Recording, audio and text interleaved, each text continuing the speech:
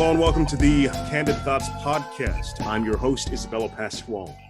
I'm joined by my friends, Jamie Minsky, who is a 40-plus year medium, and Sheldon, who is a spirit photographer who has unprecedented results on a consistent basis.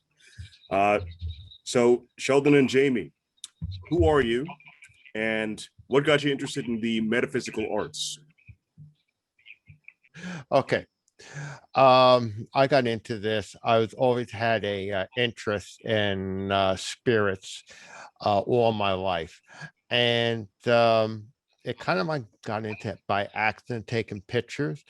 My wife and I, back in 2007, we went to Gettysburg, Pennsylvania, which is like the capital city of spirits on the planet. And we went into a bed and breakfast place called the I forgot the name of it for the moment. The Farnsworth Inn, that was built in 1810. And of course, they went through the Civil War. When Abraham Lincoln gave the Gettysburg Address, he passed by the place. But getting back to the photography part, I was just taking a few pictures. And then on playback, I started to see spirit things that I didn't see when I was shooting. And from then on, I took a great interest in it. And then my very, very good friend, Jamie, whom we go back 51 years, but there was a time period that we didn't see each other like about 35. You went your way and went my way. And she popped back into my life. I was a store manager of a camera and electronics store. And we were on the verge of closing. But anyway, she stepped in and we reconnected. And you want to take it from there, maybe? Yes. Hi, everyone. Thank you again. My name is Jamie. Let's see. Was there anything that prompted me to be a natural medium? No. It's always been, I would say, in one form or the other, practicing giving readings, probably since I want to say 14, knowing about spirit forever. So my mother was a natural intuitive. So not only am I a medium as far as seeing spirit, I can go into that later as far as whether you see them, feel them, hear them audibly. But I'm a medical intuitive, and also it's life readings, which again, I said I'd get into that later. So also I will pick up on whatever's meant to be career. I'll also explain later on how spirit works, who gets what. That being said, fast forward, as a kid, I remember, I don't know if anybody would remember the Abbott and Costello movie, The Time of Our Lives. That was the one experiment that they did where they're never in the same scene together. It's about the Revolutionary War, and two of them were stuck down a well because they were called traitors, and they needed people to release them so they can get up to heaven, or so to speak. And I'll just never forget, I was 4 years old and there was a medium. Actually, she was kind of creepy, but doing a seance, and she was like, Melody, the voice came through her, which is called direct voice. And Melody, Tom. So from there on, I was fascinated. As time went on, back then you played with the Ouija boards, which that's a whole other story I do not recommend. Okay. There's certain things that one should not do, even though they sell it as games. The Ouija board, then I did tarot card readings at 10, 11, 12. Then on my way, I met two women, and they had what's called a dark hour to kind of refine the mediumship. Fast forward, we're really expert. Like I said, my mother was a natural, I was a natural, but to really refine it on the highest of level with the highest honor.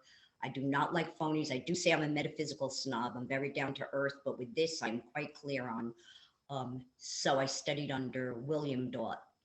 Here was a gentleman, he died in the 80s. The stories do sound like science fiction, but as one of his meditations was to experience is to know, truly to experience is to know. I mean, I could tell you that a stove is hot, but you don't really know what hot is until you touch it. So Bill worked for many years decoding pyramids for the CIA. Um, he was of a different level. When they tried to misuse his powers, they tried to actually kill him. But he couldn't be killed because he had his spirit guides, okay, who I've met through direct voice, tell him to duck, duck, duck. They tried plenty of things with him. He was also on, back then, the Long John Neville show. Jackie Gleason used to call in to bust his chops. They have records of him. Hollywood wanted to make movies about him. In fact, back then, Claudette Colbert was going to play a medium on Broadway and came to him. He never sold himself out as far as that goes for Hollywood. And they even have experiments where they blindfolded him and he drove through New York City, totally double blindfolded, triple blindfolded, and it was his spirit guides telling him. So I was blessed enough to witness things that really are beyond, beyond, and trained further on the highest of level, sitting in his dark hours and having his classes and such. And from there, I just went on my merry way. The funny thing about Sheldon and I is I happened to walk in. We had not seen each other for so many years. I walked into a photography 35 shop. years roughly. 35? Yeah. Well, who's counting time? The soul is timeless and ageless. There is no time, right? Yeah. And I walked in, and then all of a sudden I get a phone call. This is the funny part. I get a phone call, and he says, Jamie, you put something aside. I want to tell you tomorrow night's our last night. So if you want, I don't even remember what it was that I put aside. You better come in. We closed up. He says, I was thinking about we were here closing up. Yeah. He says, I just have a feeling that I could tell you something. I want to tell you something that only my wife knows. And I never told anyone because I think people would think that I'm crazy. He says, yep. I think I could tell you I'm a true spirit photographer. And I said, oh, well, that's funny because you told the right person because I'm a true medium. So there we went, and we have gone places together. He does very well fine and right on his own independently. But when we're together, we've gotten amazing things, amazing. Oh, yeah. And, yeah. Many people Photoshop things. Any pictures that he has or that we have, any professional could look at, they could dissect. It's up for verification. He was actually in Gettysburg. He can't find the letter, but he was actually authenticated by those people. Yeah, but it's it amazing. was two people. Daylight. How do you get things in the sky in daylight with color? I mean, they just are attracted to him. When we're together, it's even stronger. And we double and triple check everything. So in other words, we've gotten pictures, and sometimes we'll revisit them unless it's a real in your face stuff, because sometimes spirit appears in pictures and then many times they disappear. And also 2 years later, you could revisit a video or a picture and something will appear. It's unbelievable. But we will go literally, like even if we go to cemeteries, which spirit is all around. They're by you, they're by you. The planes are interdimensional. We have gone back to like a headstone or something to see if, is it really, when it's not quite clear? And technology has gotten better, but, and said, really a face, is that this? And we'll go back and make sure it's just not the marble in the stone, just for example. So we're very, very thorough. We always play the devil's advocate, so to speak. And that's a story of us right there. Yeah. Yeah. A little bit about background. I've traveled, which maybe another YouTube will be about Space Brother. I call him Space Brother, but space people. I've done extensive traveling.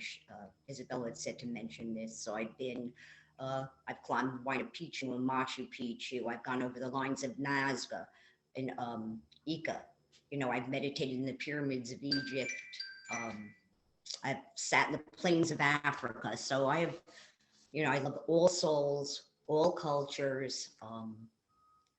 So I wanted to give you a little bit about that background. Also, I was always a natural healer, as was my mother, but I did take Reiki many years ago. I don't even know if it was in the early 80s. In fact, I found my I just recently moved. I found my old business card with a phone number I even forgot I had. So I took Reiki, 2 levels of it. I didn't go for the master because I do my own thing anyway. And I also went to New School of Social Research in New York, and I took, in the very early days, certifications in Bach flower remedy and aromatherapy. And so that's, I was going to open up a holistic healing center. Probably could have done it by 1920, but I'd also gone to college. So wherever life led me, it led me. So that's just a little bit of my background. The spirit, as far as spirit goes, they just come. They just come. Yeah. Sometimes they don't, but mostly always they do. Yeah, that's a great story, Sheldon and Jamie, that you guys came back together after all these years and you guys had the similar interests. You had mentioned that people are karmically tied together to one another. Yeah. So my next question is, what are some amazing or even some frightening experiences you'd both gone through during your spiritual journeys? Well, for myself, running into 2 spirits, one who used to work for the IRS and then a lawyer. It was a joke. Yeah. Believe me, if I did, it would be scary. There was, but there was something very scary. And this is before Jamie and I ran into each other. I told you this, Jamie. Our son was just a few months old. And one night he was hungry. You know, we were going to feed him a bottle, formula. And to backtrack a little bit, though, that evening, I was fooling around with a Ouija board. Didn't know what I was doing. And my wife, she's kind of a wise guy, and she started to make fun of it. Well, we just dropped it. And then a few hours later, my son was hungry. And, we got out the baby formula. We had it once from the same can. We used to buy a large can. So this way, economical and you save money. So we poured the can into a mayonnaise jar. That was fine. And the rest of it in the baby bottle. Well, it came time for my son to get the formula. Nothing was coming out of the bottle. And then, of course, you're supposed to take a pin and pierce the nipple of the bottle more. So this way it'll come out. Well, nothing was happening. So I told my wife, the kid's screaming in my arms. I told my wife, pour it out into the sink, open up the bottle, pour it out. And huge lumps were coming out of the bottle. And so we open up the jar that has the rest of the formula. That was fine. And I called up the next day, the formula company, and they said they had no explanation. That was totally, totally weird. So we never really got an answer out of it, though I'm sure it was spirits that, did cause that, probably was a little bit pissed off, especially with my wife being a wise guy that she is. And, but we did get something out of it. The formula company sent us 3 coupons for future purchases. But this is a true story. And that was scary. In fact, we slept with the light on all night because of what happened.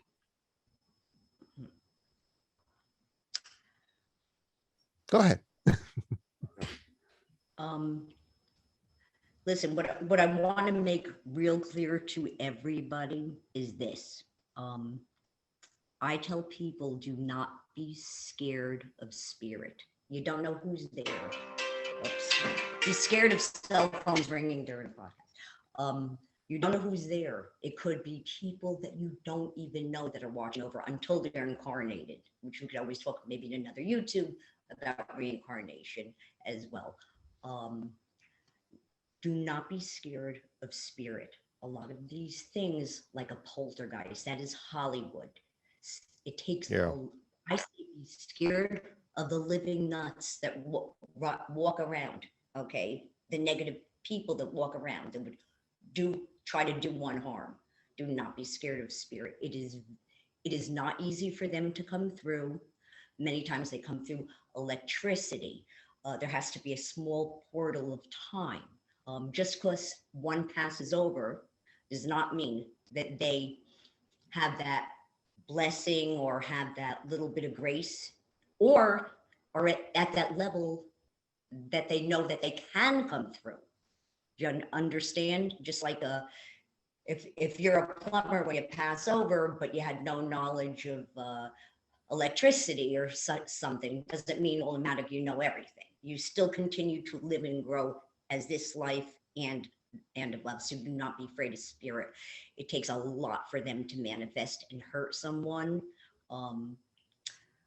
I don't deal in that dark energy. I never felt any negativity. I will tell you, I had one experience, which I did when Isabella sent us these questions. What I did text back was, I don't know that we should tell any negative stories or experiences, because mine have been none except one very scary one.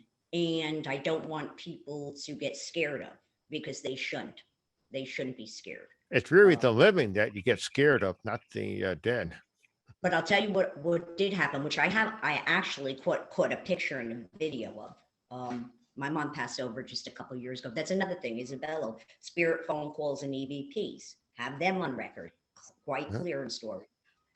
So my mother was sleeping on the couch, maybe about less than a year before she passed away. She was sleeping on her couch. I was staying with her. So here's her couch to my right. Okay, her bedroom's behind there. They're straightforward. You could just clearly see the entrance door to her place. I'm sitting in a recliner watching TV. It's dark. I have the lights, it's the cold, February winter's day, in New Jersey. I had the lights out. All of a sudden, I'm sitting there. And my mother started, when she would go down, sometimes she'd leave the apartment door open. I'm sitting there. This was the only time I was ever scared. I froze in my seat. I couldn't breathe, because all of a sudden I hear footsteps. Those are called audibles, by the way. Okay, I hear footsteps to the right. And I got so scared, because I felt it was a man. I said, oh my God, she left the door open. Someone is hiding, must have been hiding in her bedroom, and they're coming out to hurt us. When I tell you, petrified, that I was frozen. Okay, because obviously you hear footsteps. I couldn't even turn my head. I tried to calm myself down, and the first thing I thought was, okay, well, here we go. I look over. I don't see anyone. Okay, but clearly there's someone there. So I got up. I started with my cell phone. And I'm not the greatest photographer. I've caught stuff, as many people have caught things on photography they don't even know of. Even pictures forever, people don't even know they capture stuff. And I started filming and everything and snapping. And when I reviewed it, I sent it right to Sheldon, because I like him to also review. He said, oh man, that creeped him out. The next day, my mother said, well, my birthday is coming around. So the way he's hunched over, I feel like it might be my brother, Uncle Saul, But I'll tell you something, the height of it, they have those rollators. They used to give her in her 55 and over place. So they're like not a wheelchair, but a thing that you could stand up and push. So that's low. That's low. This thing was low. It was black. I never dealt with shadow people. I've talked to many people that have had. Thank God I never had to. I guess maybe you just attract different things. And that was never my frame of reference ever. With Bill, since a kid, with all the years, we're talking over 50 years of dealing directly with spirit. So that was a creepy picture. That was the only thing scary that happened. Also, I'm going to say this, Shell, if I can tell the picture, the time you were scratched. Yeah. Okay, because I told Sheldon never ever to tell people this, because again, if I'm redundant, it does bear repeating. I don't want anyone to ever be scared of spirit. Everyone's protected. Nothing bad will happen. 99.9% is just Hollywood. It takes a lot to be able to, for someone to be able to manifest anyway, in the best of senses. So, the good does win over evil, believe it or not.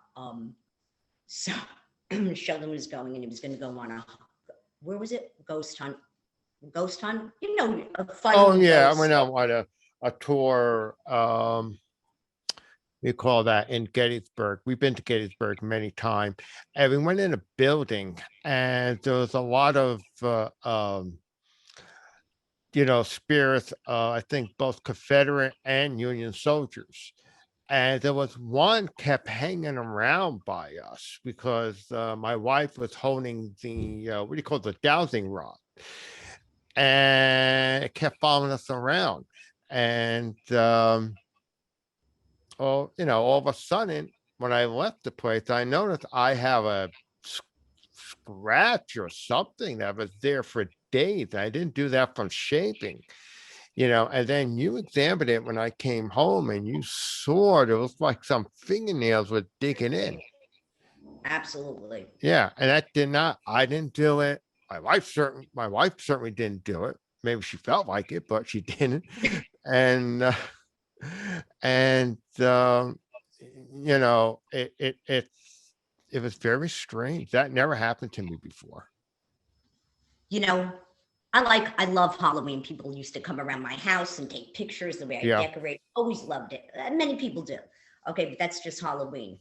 When he was telling me, because I hold myself to a higher level with honor and reverence of those that passed. If I'm going to be the vehicle that they come to their loved ones, if I could impart something in a life reading, in career, or an issue with whatever an issue might be, that also comes from their spirit guides and from spirit. I told Sheldon when he said he was going on it.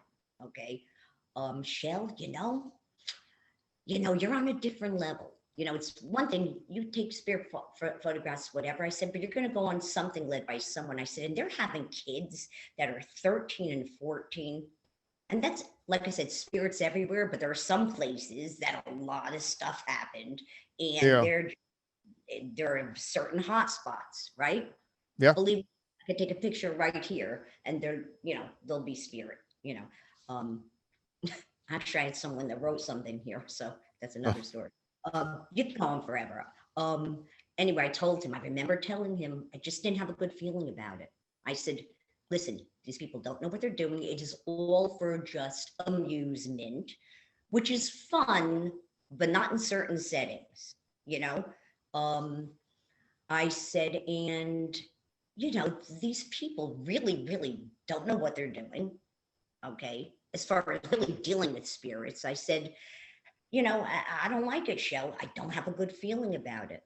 And they're getting scratched. They're staying overnight in Al Capone, the jail. I said, listen, there's a reason for that, and half of it's baloney. In fact, years ago, my kid was about 8, 9 years old, and they had all their big equipment on one of those shows.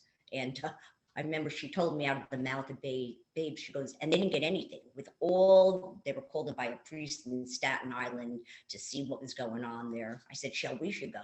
My daughter turned to me, young. She goes, with one click of the camera, Sheldon gets more than these guys get in the whole hour show, I don't know how, I could just talk. That's why you have to redirect, and I have so many stories. So anyway, regarding that, so he had the scratches on him, and I told him never to tell anyone, and let's just forget about it. I ran down right away. I looked at his face. Of course, we always play the devil's advocate. Are you sure you didn't go through a brush? I knew what it was. I knew it in every fiber of my being. You could clearly see, and it took a while to heal. I said, did you go through the brush? Are you sure you weren't going through the woods, doing this, doing that? No. So I said, and they're taking young kids through this stuff. It's some things are best left, because that's what I'm talking about when we go into phonies and different things like that. And things are just fun. I'm the first one that likes to go through a little weird stuff with the guys coming out, with the hatchets on Halloween. So that's not where I'm coming from. You really don't realize, and it's a real blessing and an honor that spirit do come to him, that they trust him. Okay. And for me too. That's where I'm saying, I never wanted to say that negative stuff, because again, I don't want people to get scared, because they shouldn't be. It's beautiful. It's a beautiful thing. It's good to know that we're being watched, that people love us, root for us. And okay. Yeah, well, you'd mentioned the spirit photography, and well, I guess let's delve into that subject for now. Can we all see this? Do we see the screen?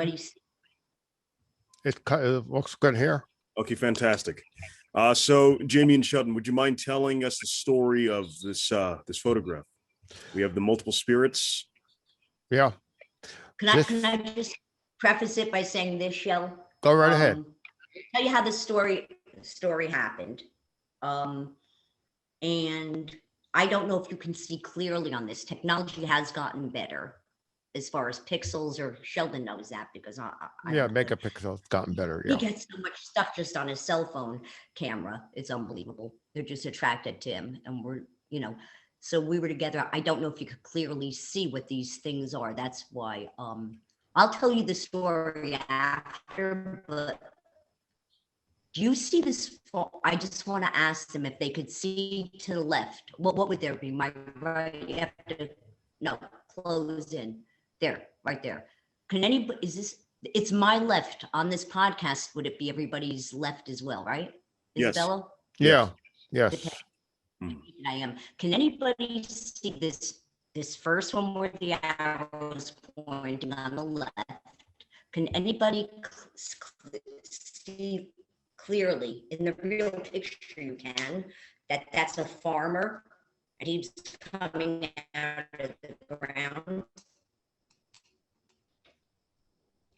I don't know if it's clear to them, but we'll go it on. should be clear. Tell the story about how my internet connection's unstable. What does that mean?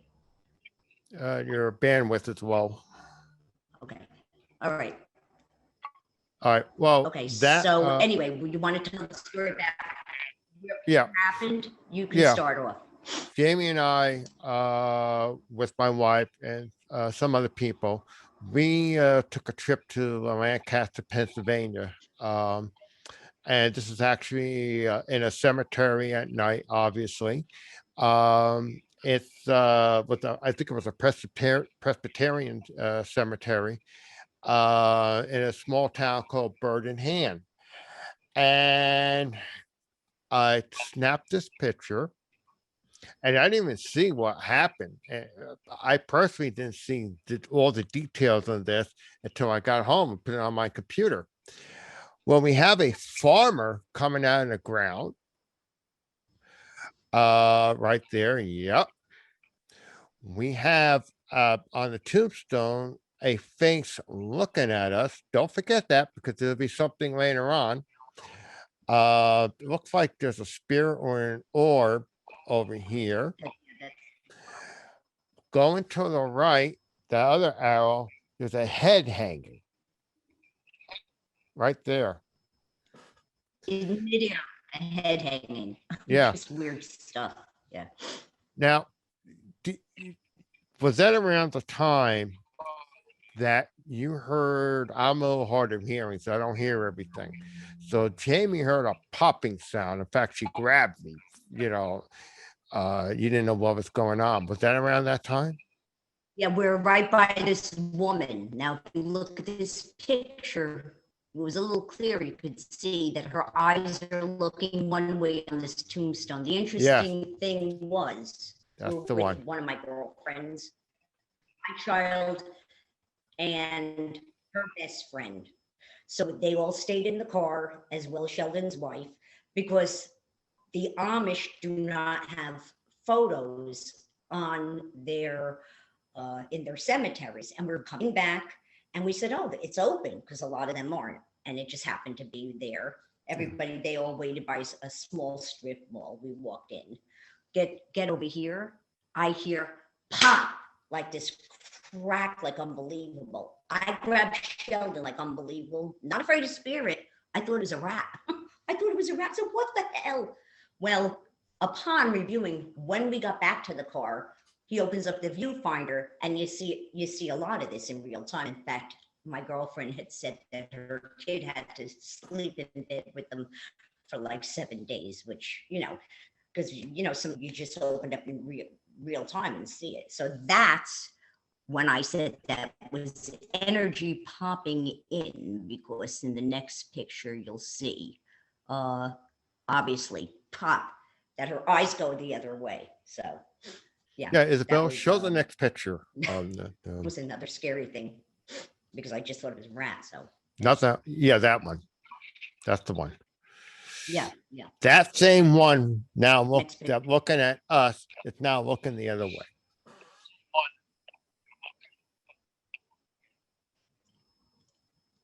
No, I don't have the next picture up, Shell, in front of me. There. Yeah. That where the arrow is. Yes. And again, it's not that clear in this, but you can see forward on, the eyes are looking at the tombstone to the left. Now it's looking to the right. Yeah. That's exactly when I heard that crack. Okay. So there was another thing that happened in that cemetery, which is just interesting. And she disappeared from the pictures. I say sometimes they do. Sometimes things appear, but you will see a picture of 2 years later. There was this woman, and she really, really enthralled me. It was in one picture that was a long shot, and it was as if I took a photo of any of you, or Sheldon took a photo, or you took a photo of us, clear as a bell. She had, she was looking at us like this, and she was just had a big smile on. She had a bob, brown hair with the bangs, and she was just watching us, and she was clearly in the picture. She disappeared. We have never been able to find her since, but when him and his wife went back, I said, you know what, her name's Betty. See, go near where she was and see if there's a tombstone Elizabeth or Betty. What, you went back a few months later with her for a few days? Yeah. And he found her tombstone right where that was, because we knew where it was lined up. We kept on looking for the pictures. Where'd she go? I just was so attracted to her. She was just smiling, looking at us, happy. So just another story about that. Yeah. So I'd call that at that time a smorgasbord of pictures, because that's right. That's a lot of things to get in one shot. We've gotten a lot of things, but that was pretty good. That was pretty good. Yeah. Okay. And maybe to the next one. Next, no. Okay, this is a video. Watch what happens. Now, see that the toy horse fell down. Now, this is what's in the Forest Within, and on August 11, 2009. We stepped out of the room. We went out that evening, and there you go. That horse just fell on its own. I set the camera up. Now, what the toy horses, other toys over there, what's that all about? There are a lot of spirits at the Farms Within. And one of them is, you could show that. Yeah. This is a close-up of this happening. This is later on.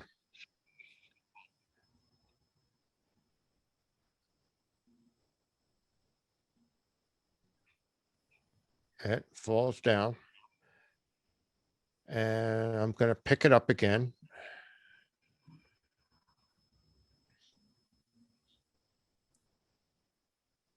And it's going to fall down again one more time. Wait. Doesn't show a call on that one. Maybe some more.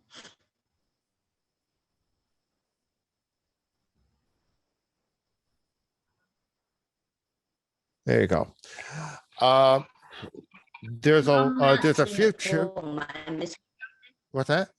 Can I just ask? Here it goes. Okay, I'm on delay. I'm not seeing what he's talking about, Sheldon. I'm like a picture behind. Okay, sorry. All right. Also, not. I asked Sheldon, oh, was there air? I knew what it was, but we always try to clarify. Was there an air conditioner? Anything reasonable? You first go to the most reasonable. Was there an air conditioner blowing them would blow it down? It was, all right. Yeah, it was hot. So yes, there was an air conditioner going on, but the air conditioner, if you notice, none of the other objects moved whatsoever. It was just that toy horse. Now, I just want to explain. There's a few spirit children that hangs around the Farnsworth Inn. One of them was a child before the Civil War, unfortunately got run over by a horse and carriage, and his spirit still hangs around the inn, and they leave these toys out. The innkeepers leave these toys out for them to play with them at times. There you go. This is what happened. We a day or two before, we went out and we kept seeing I pick up the horse, and then when we come back, it's down on knocked down on the desk.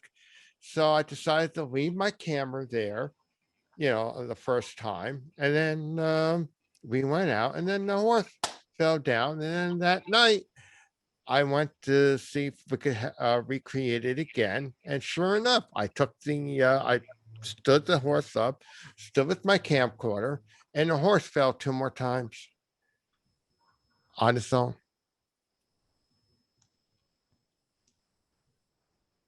Okay. That's what happened.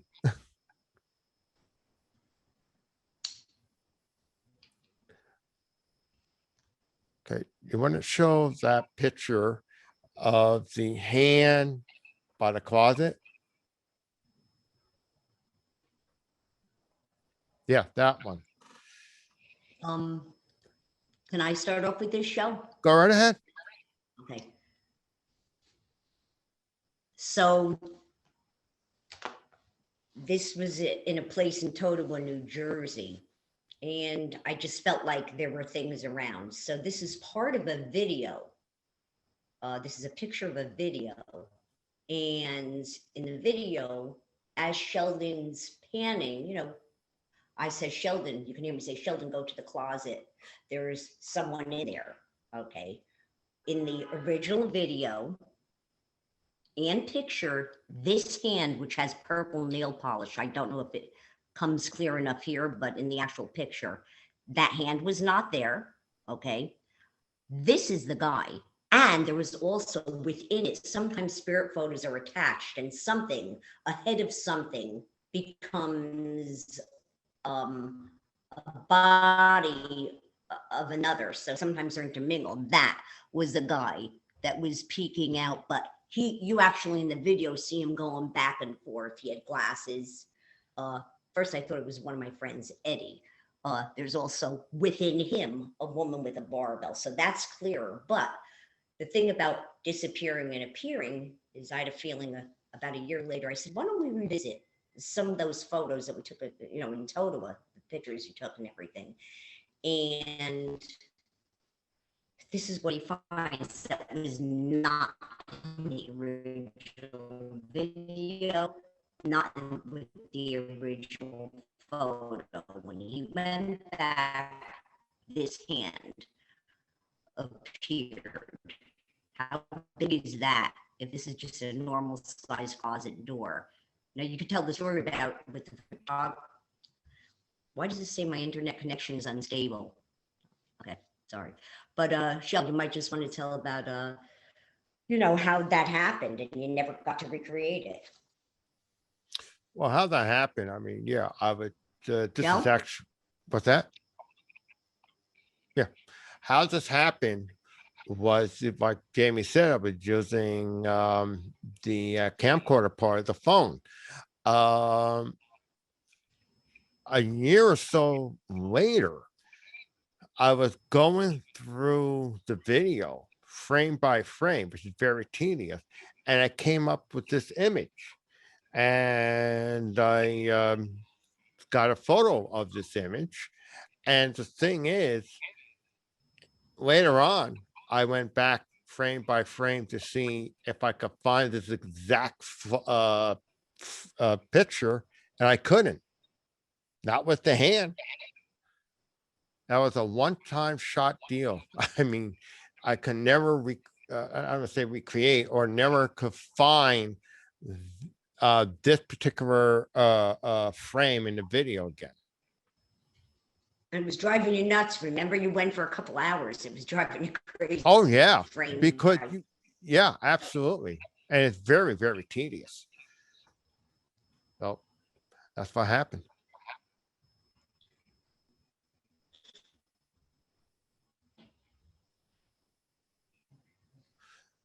Well, going back to Lancaster, we were there together. Jamie want to go was. into the orbs? What's that?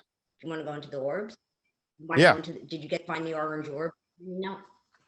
Oh. Yeah. Oh, that's another one. All right. Look, this was when Jamie was pointing out to me where to shoot, what direction I should shoot, and there, my camera, and there was orbs if we got afterwards. Then I didn't see this with the naked eye. I don't know if you. Well, I don't know. You're different. You see things that other people can't. But I only saw this after we shot this. Yeah, there's a few orbs. He has huge orbs. Some orbs have spirit also comes in orbs. Some obviously they're spirit. Some actually, like we have a picture of one guy was like, oh my God, in the video, he's like, that's my cat, his cat that had passed.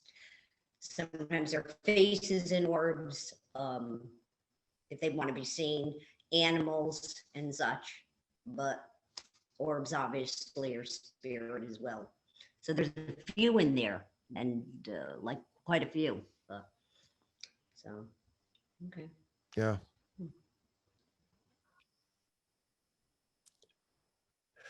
This is the same picture, same photo, but what I try to do at times is the word enhance, try to see if there's any more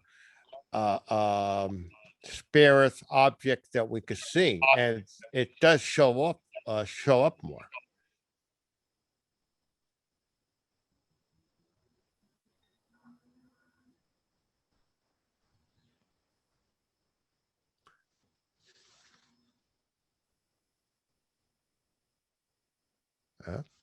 Wait, let me see some. There's even a little one right over there, right above this little headstone to the two to over, right in the middle of that walkway. Isn't that a little orb? Is it on the ground? All right. I think so. Okay, this one is maybe we could replay that again. I was shooting in Totowa in a someplace, and all of a sudden on the screen I'm seeing a orange orb. Yeah, there you go. Look how it fades and disappears. My back was turned, and I hear him say, "Holy, it's on the video.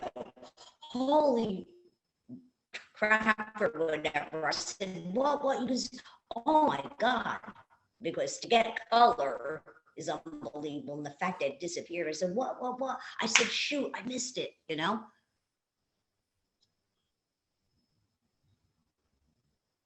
Yeah. And you may want to go to the photo. If you go, bring it up a little closer, there is a face in there.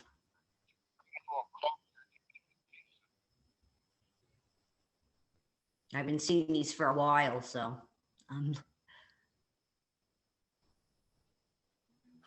And a lot of times in orb, you could see quite a few spirits, not just one, but quite a few. But there's definitely something in Oh, there. you could see the eyes. You could see the Yes. eyes on the top. Yeah. Oh, see the actually, yeah.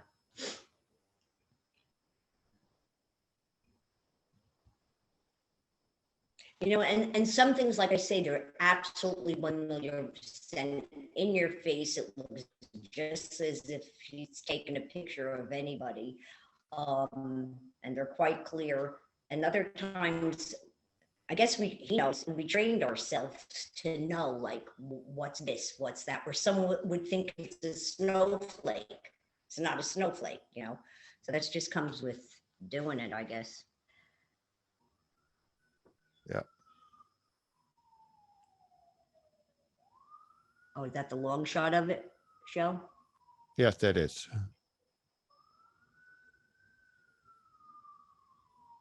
Actually, when I see it now, Shell, from this perspective, it kind of looks like there's like dark hair. It's almost like a boy.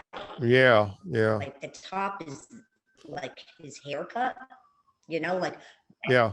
pointed out, but okay.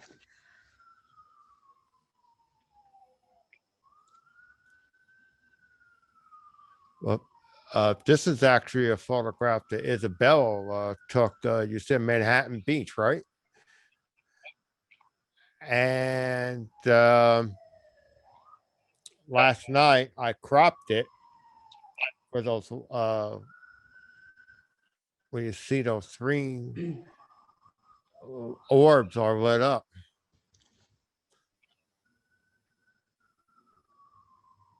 And do you want to show that where I cropped it for you? That's it. Now Yeah. you can't see, it's very, very bright.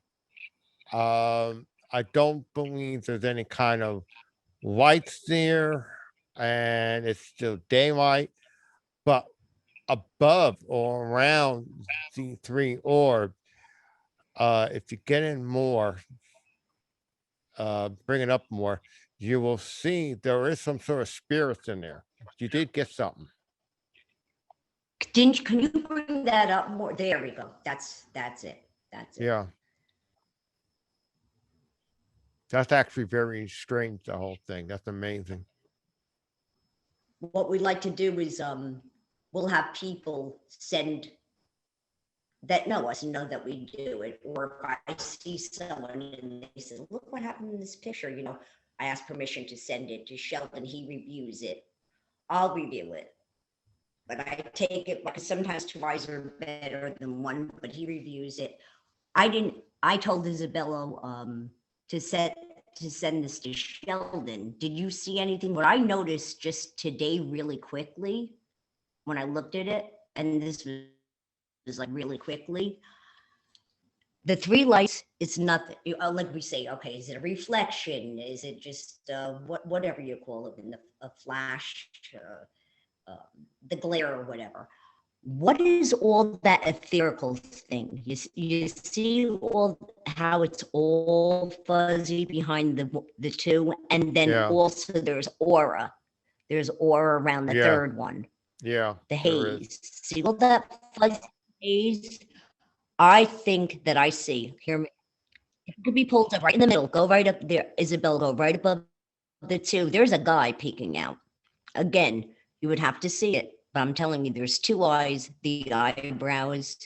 So that is absolutely, I'm telling you, that might not have been there when you saw it last night, Shell.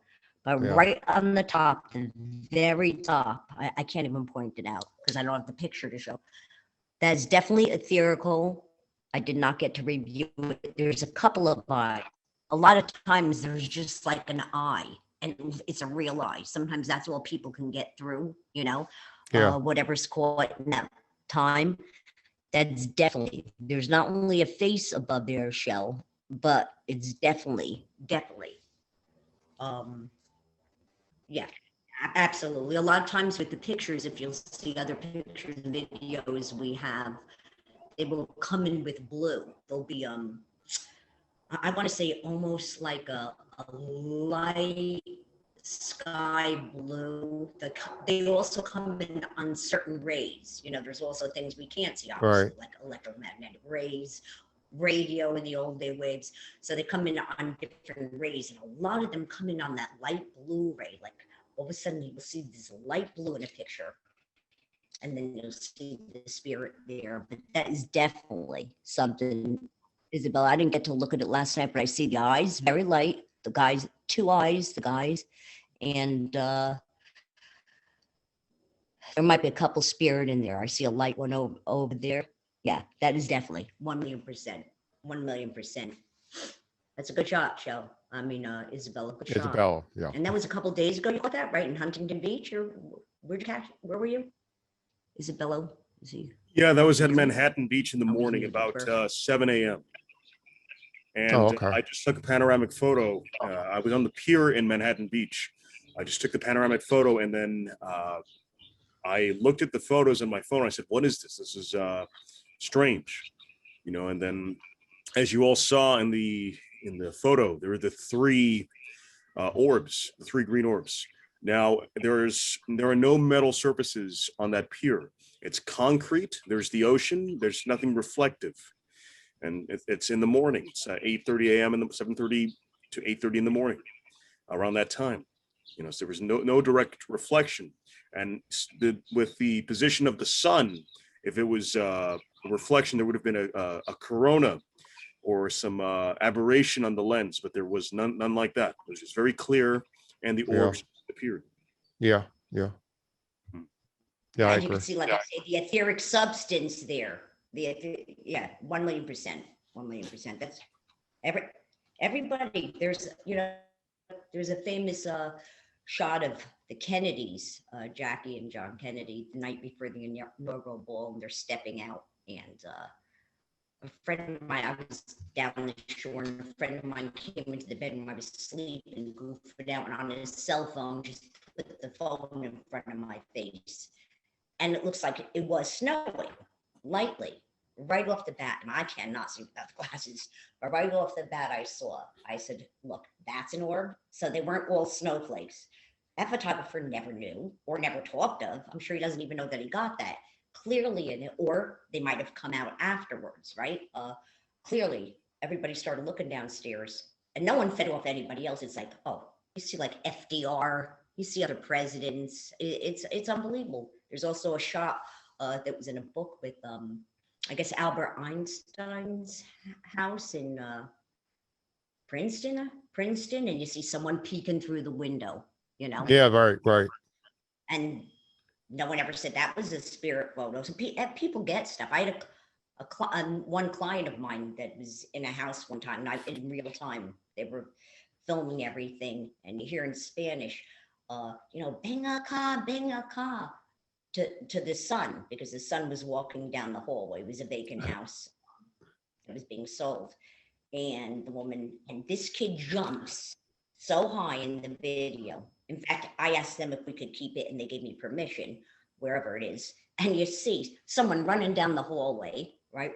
Running down the hallway, and then at the end is like a woman that was almost like from, I guess, the late 1800s, early 1900s, holding a candle. But you see her just running down the hallway. That kid jumped so high, and that woman was like, what the heck? So people catch stuff, Yeah. People catch stuff. Okay. Yeah, so those photos have been very fascinating. And you guys have provided a lot more evidence about the spiritual realm than ghost hunters, who have seasons of content. And folks, we see it right here on this podcast. You see, this is bona fide spirit photography evidence. And Sheldon and Jamie, for years, have actually actively challenged people to review the raw footage and verify it for themselves. So this is a very unique skill set that Jamie and Sheldon have, that they're able to get these photos with extreme accuracy and consistency. And Jamie and Sheldon are able to interpret and see the spirits.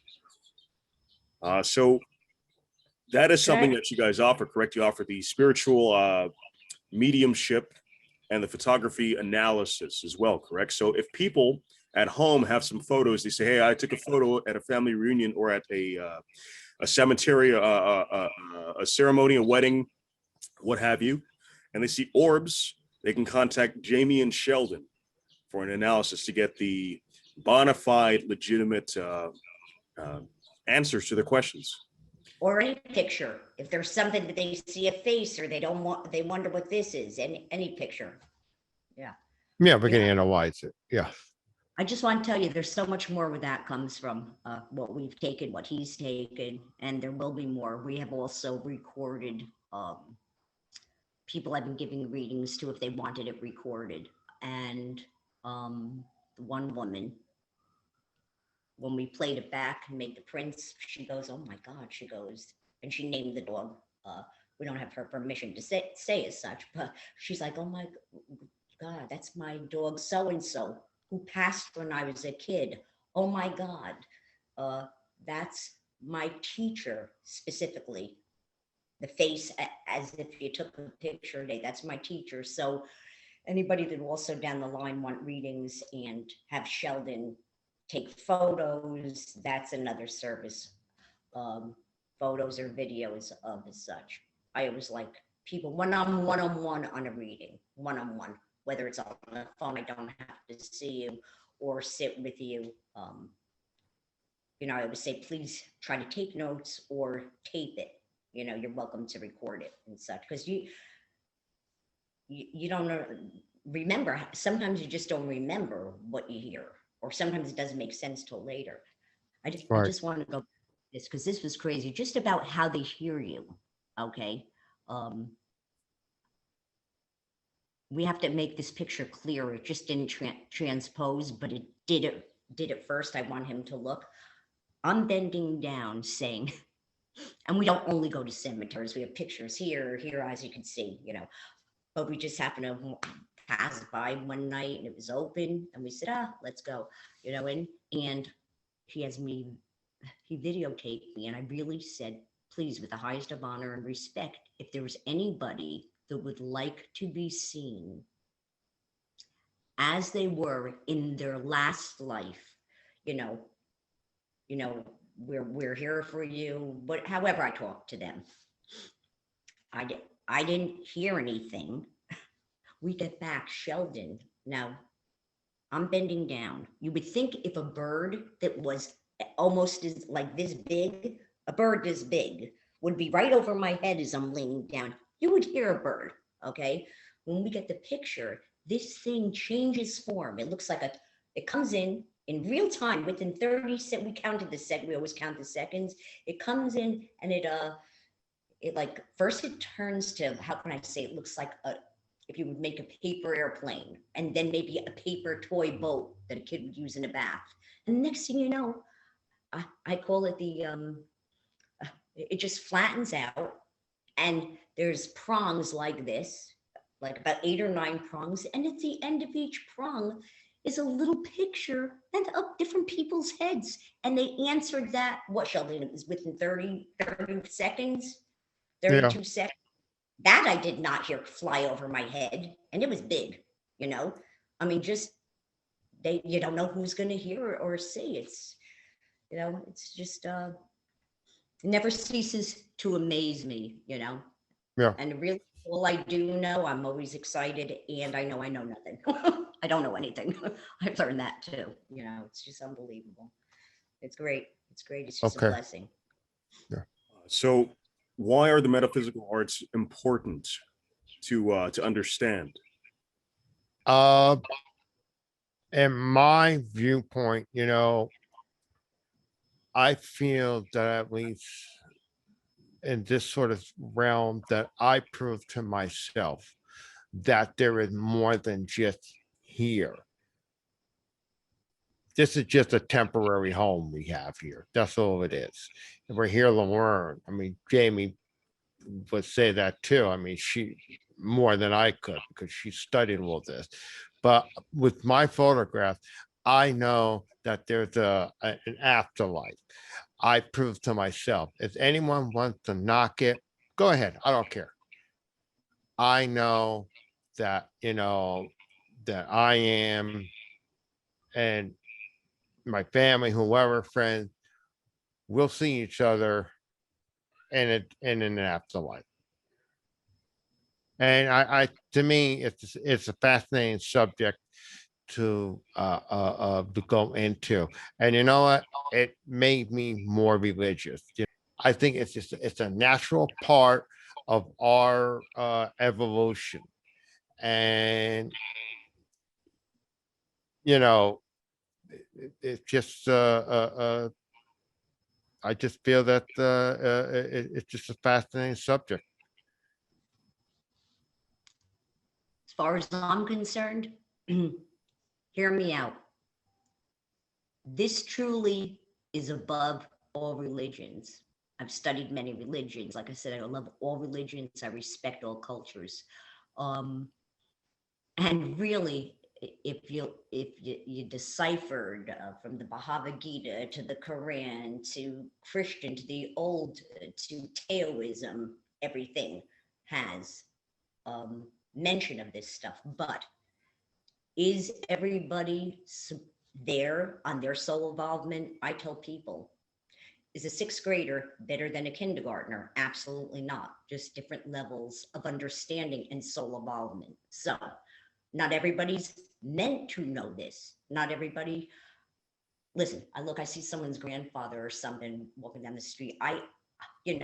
Or someone standing there. You can't go up and say this stuff. You don't know whose religion, whether they're ready to hear it, freak someone out. That's totally like out of line. I know when I always say their loved one busts my chops. Actually, I use another word. Yeah, that happened. When they bust my chops and they hang on me, then I will approach nicely and say, because I know that they got to get a message to them and they know that they're going to be okay with it. But not everybody's meant to know about this. Everybody's in their own lane. There's so many people that do gravitate and want to learn more. And it's natural, or they learn more as they get older, or all kids come into this natural intuition with their, they just come into the earth plane. And if it's not cultivated a lot of times by 5 years old, they get more immersed in the earth and things of the earth. And if they do send like a spirit friend or something, they truly are spirit friends when they have their imaginary little friends. But if people say, oh, don't do this, don't say this, they stuff it. But not everybody's meant to, actually. So when you say, why is it so important? Listen, to me, it is a blessing to know that your loved ones are there. It's a blessing to also be able to tap in people that love you, or whatever I tap into, like I say, maybe even, and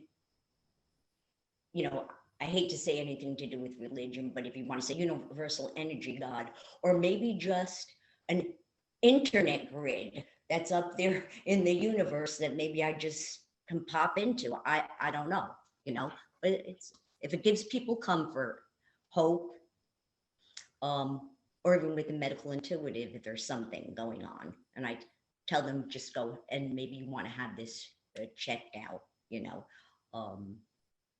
It's only for me doing it, and for Sheldon, it's just only for good. So who's meant to have will have. Who's meant to know, and in time, everybody will learn and grow. Yeah.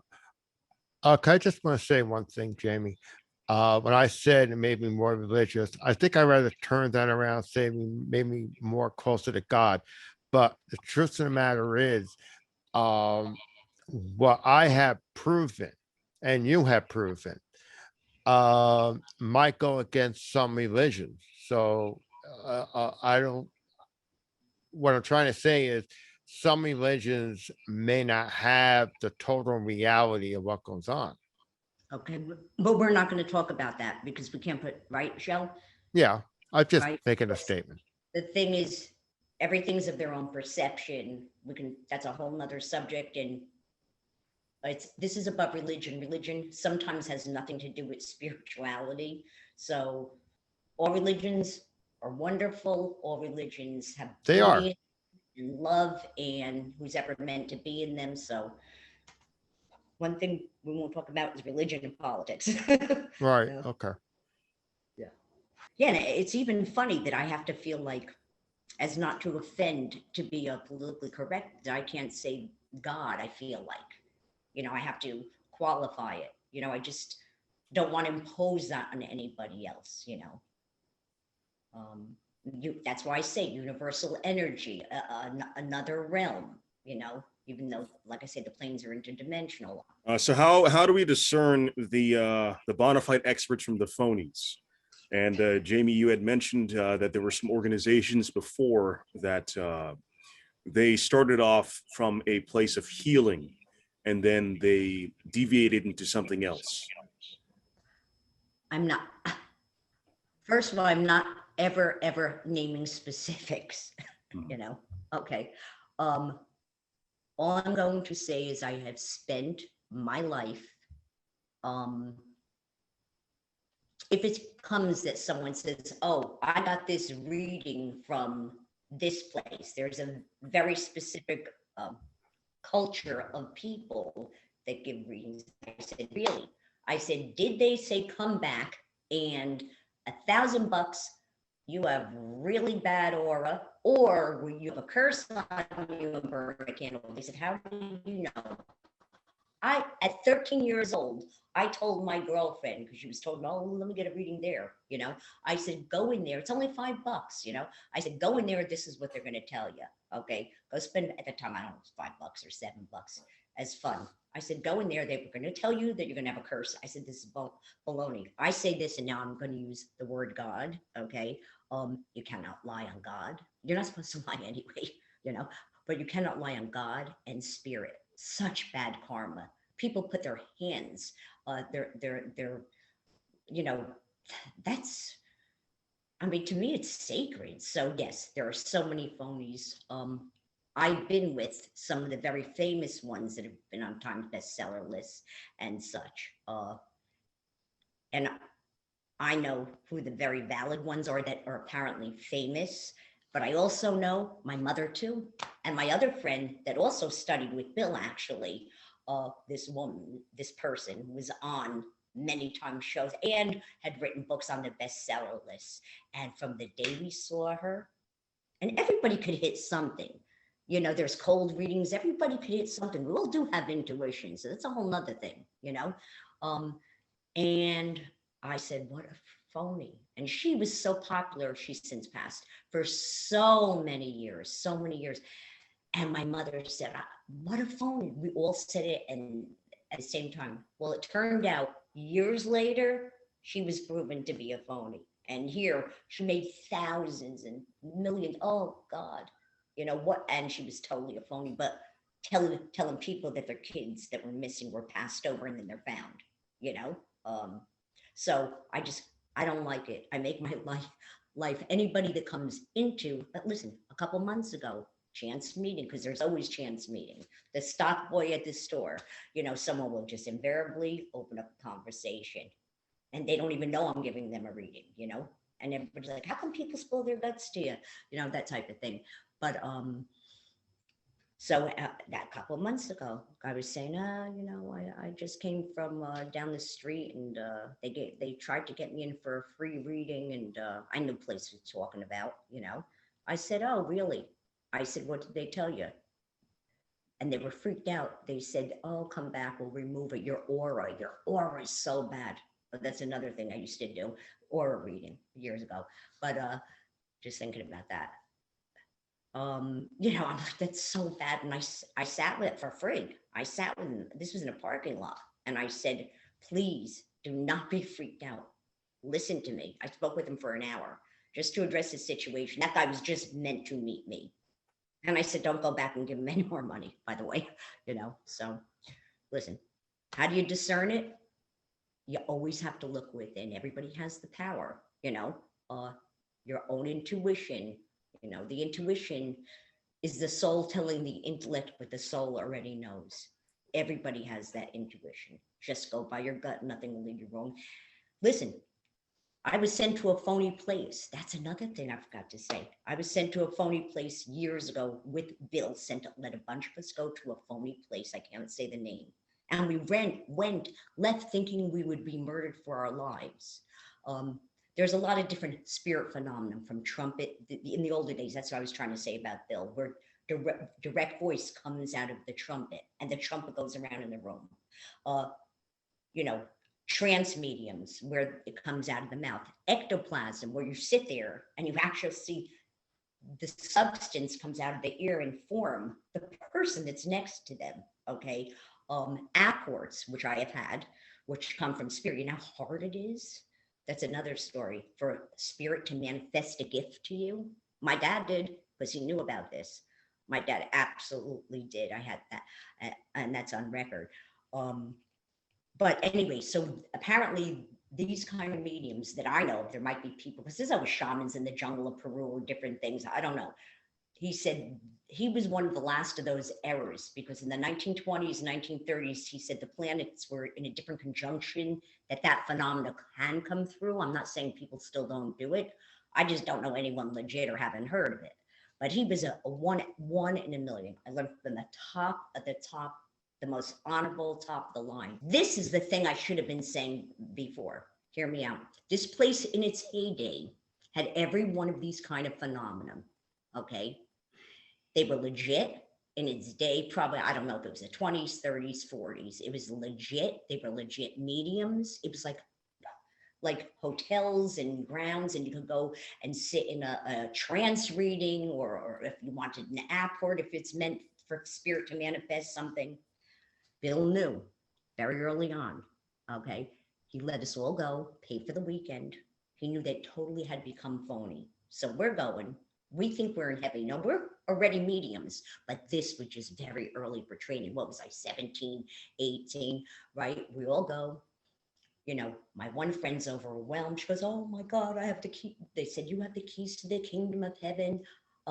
The one guy sitting in dark hour, all of a sudden I feel something and it's wet, like it came from the sea, and it's a stone. So even we could have been fooled, but that's why I'm very, very, I was leery at 12 years old of these readers, you know, and this was a big lesson. He knew, but then all of a sudden our one friend Tony says, I don't want to go to it.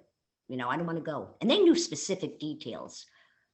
And we say, Tony, what do you mean you don't want to go into one of the segments or whatever else, the classes or whatever? This is like the smorgasbord of like phenomena, you know? And that's not what we should be for anyway, phenomena, by the way. And what are the chances? He took us all out in the driveway. He is the one in a million people that can see in the dark. He has night vision. He saw that guy sitting there, putting the stone in his mouth and handing it to me. This is from the sea of whatever. And this used to be a truly legit place where mediums of that level from that generation were there. He said the rooms are bugged.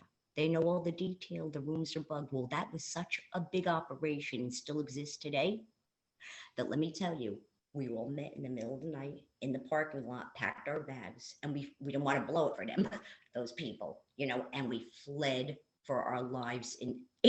That was terror. You want to talk about terror? So what I'm saying, I guess I was trained just early on, and you know when you know, just, you know, try to use your discretion. If anybody ever tells you, like I said, that there's a curse on you, baloney, that they could let this, ask for more money for this, for money for that. Come on, you know, that's just common sense. But a lot of people don't know, you know, a lot of people don't know. So. Okay. I mean, that's some very fascinating stuff. Yes, I mean, people clearly see that Jamie and Sheldon have decades of experience and they know what they are talking about. Yes. So to tell that they are not phonies, we're going to do some live readings with some of our participants. So first, we have Mr. Tony Dillinger right now. Yes. Tony, can you unmute yourself, please? All right. Okay. Thanks for joining us. No, it was great. Yes. Wonderful. Yeah. I mean, so from what you've heard so far, I mean, how do you feel about Jamie and Sheldon? Oh, they seem like they're very knowledgeable and they enjoy what they're doing. They have a passion for it. And I always appreciate anybody who has a passion for what they do. And they seem like the real deal, right? Yeah, yeah. Well, we're gonna see right now. Just kidding. Right. Just kidding. Pressure. No, just played. Just played. What question do you have? What question do I have? Well, do you see anybody around me? Do you see anything that comes up to mind, I guess? You want to know specifically if there are people around you? Because, I'm open to anything that you see. okay. Usually how readings go, like I said, is who comes around in the moment. I've never done with a lot of people, although people had asked me to do parties, and I could have, and there are certain things maybe that are personal regarding a career that I maybe will say, like, can you call me? And I will finish it for free for anyone, because maybe there's that maybe I feel like are personal, too personal. You know what I mean? For everybody, So as we go on, a couple names had come to me. Tony. On the grandfather's side, I tried to write. Sometimes you'll get specific names, dates of either passing, anniversary, death date within the month or so. And I just had a name as I was sitting there. Just bear with me. All right. So Tony, there was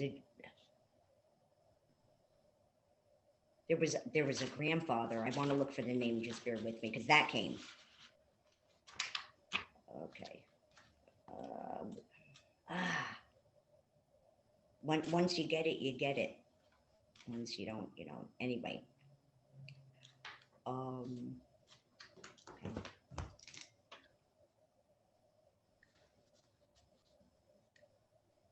Was there your grandfather or a great grandfather with the initials? Was there a J with an A? Any initials in that? Grandfather? Jay, uncle. I'm sorry, on the mother's side. This is on the mother's side. On the father's side. I'm looking on the father's side, on your father's side. I just want to get my notes because the name came. Sometimes if I don't do it right there. Yeah. So you said on the father's side? What's that? You said on the father's side? Yeah, that's on the father's side. I'm looking at you this way. A J? Yeah, there's a J. Okay. But I had other initials in a name. Okay. So whose passing is coming up in March? Passing, anniversary, birth date, death date related to that side. I don't remember my grandfather's death day. I don't remember, unfortunately. Maybe want to write it down. Is there anybody that would know? Because the grandfather's there with the J. I had fuller initials. Okay, just bear with me. I want to ask I'll come if you want to write that down. And if you have any questions, because there's many things that I see for everybody. But I do want to say the other day when we were talking on Friday night, I want to know on the mother's side, who's this Linda? Linda? I want to know, huh? Linda on my mother's side? Yeah, or any of you who's claiming. It came to me just in my head. See, sometimes things come before. That's why that was out of memory. There's a Linda, and I wanted to ask. I said there are two things. There's a Linda on the mother's side, okay, that's very, very heavy in vibration. Whether it was an aunt, a friend that was very influential, someone that told her something, that had a big influence. So I don't know who wants to claim it, but there's definitely a Linda on the mother's side of one of you, because it just came Friday. Okay. Yeah, not me. If anybody wants to claim it, think it, ask anyone. That's one thing. There's also one person I would like to talk to personally. You will know who you are, because these are things I saw Friday. So I have to get those out of the way. So when I said I see certain things, I don't want anybody to jeopardize some things for anybody. So listen, everybody has career issues. Sometimes many people are happy in careers, but there's someone here that it's that to the point where it's that crucial. You don't know where to turn. You're turning to the left, turning to the right, keeping the mouth shut, want to say something. It's become so intolerable that I would like to talk to you about where else we could go and how to handle it, because I feel that if I say something that's public, and that's maybe why I hold back a little bit too. I'd rather have one-on-ones, I'd like, we'll put up my email and then my phone number. So you know exactly who you are, because listen, there's always issues, right? Some are more extreme than others, with relationships, with this, with that. So those two things I need to get out of the way. Okay. So the grandfather with the J, on your mother's side, was there a Kathy or a K with a T? Kathy, Karen, on the mother's side. Are you asking me? Yes, I'm sorry. Back to you. Sorry. No, nothing like that. No. That you could think of an aunt, Kathy, No. a K with a T, any K. No, I don't have any aunts that died. I don't think so, not that I know of. They're all still alive. Would it be a grandmother or someone that's like an aunt feeling, or a friend? Write it down. It'll come. Kathy? Trust me. Okay. Yeah. Or that's why I was looking, because it comes sometimes as initials as well. Okay. So that's a K, and I think there was a T in it. I don't want to fumble through this book, but okay, that's number one. What's with you in a car, Tom? What's going on with you in a car? The car? Car. Like driving a car? Yeah, driving a car, thinking about a car, or something. There's something with the car with you. You have an issue with the car? The only thing I can think of with the car is that I've been helping my father-in-law with his work, and I have to go with him, and he drives, and every day I think I'm going to die because he drives like a psycho. So that's the only thing I can think of with the car. So I'm hoping that I don't have to help him much longer, but he's 86. So if you can imagine 86-year-old driving. God bless. I will say this. It's funny. Some things don't have to be that. Everybody thinks that it's that who comes through to touch his base with love or whatever. It has to be earth-shattering things. It's not. But this I want to be clear on. Okay, that car was so much in your vibration, and I say, okay, give you the option: buying, selling, thinking. Why is that car so in your vibration? Because yeah, I'd like you to be careful with that. That's all I want to say. That's exact. No, I was yeah. thinking, oh, shoot, do I tell him that something's then I'm thinking, damn. Yeah, oh, excuse my language. That I would be talking to you like that personally. I don't want to go on a podcast, blip that out, but that's the way I speak. That's really heavy in your vibration. Yeah. So let's be careful. Maybe there's something you could do not to have him drive.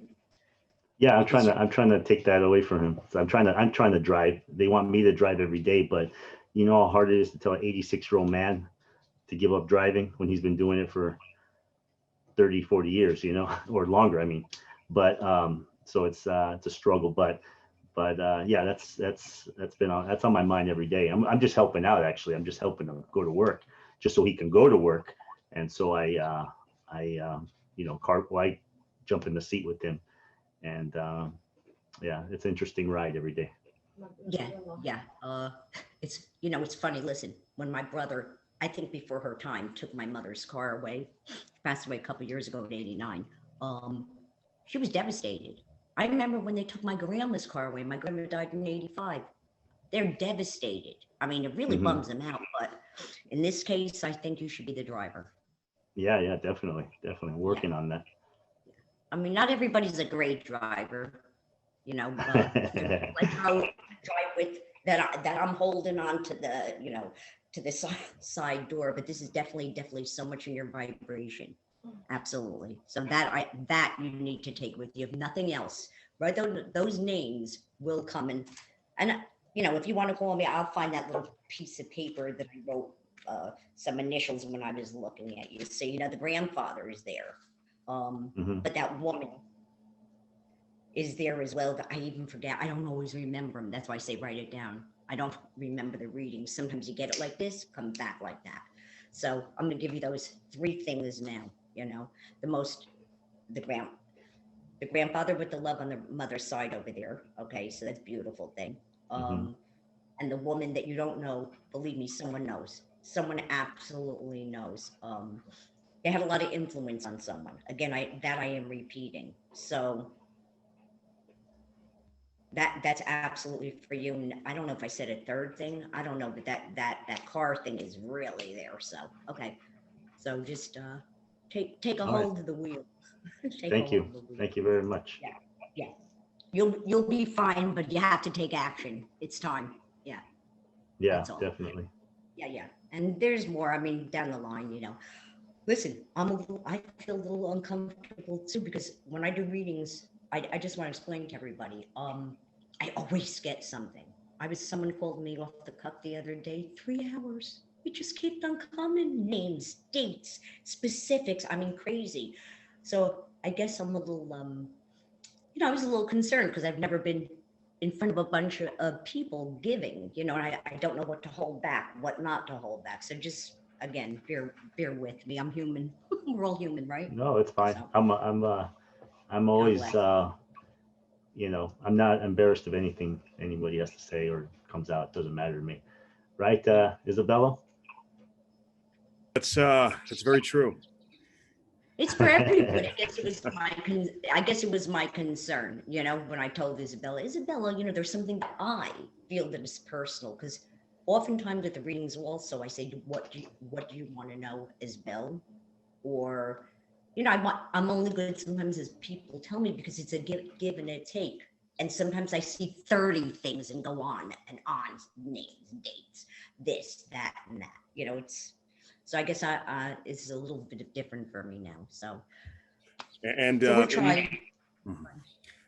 So in my personal experiences with Jamie's readings, she has predicted with extreme accuracy certain situations that I was going to get into, and specifics about certain individuals, which I learned the hard way after the fact, even though I was warned weeks or even months prior to the thing happening. And I was given fair warning, and I deviated from that, and things happened. So I can personally, I can testify that Jamie's readings are very accurate, and depending on what you're asking, it's up to the individual to listen and heed the warning, or you bite the bullet and you shoot yourself in the foot, like I did. How's your feet healing? It still hurts. So Jessica Solori, can you hear us? Yes. Yeah. So Jessica Solori, so how do you feel from what you've heard from the past hour of Jamie and Sheldon's story, and also the reading from Tony? How do you feel as far as them being mediums? I'm very interested and intrigued. I believe them, but we'll see. And you're about to see in a second from the reading. Okay. Well, I want to know, you brought up the job thing.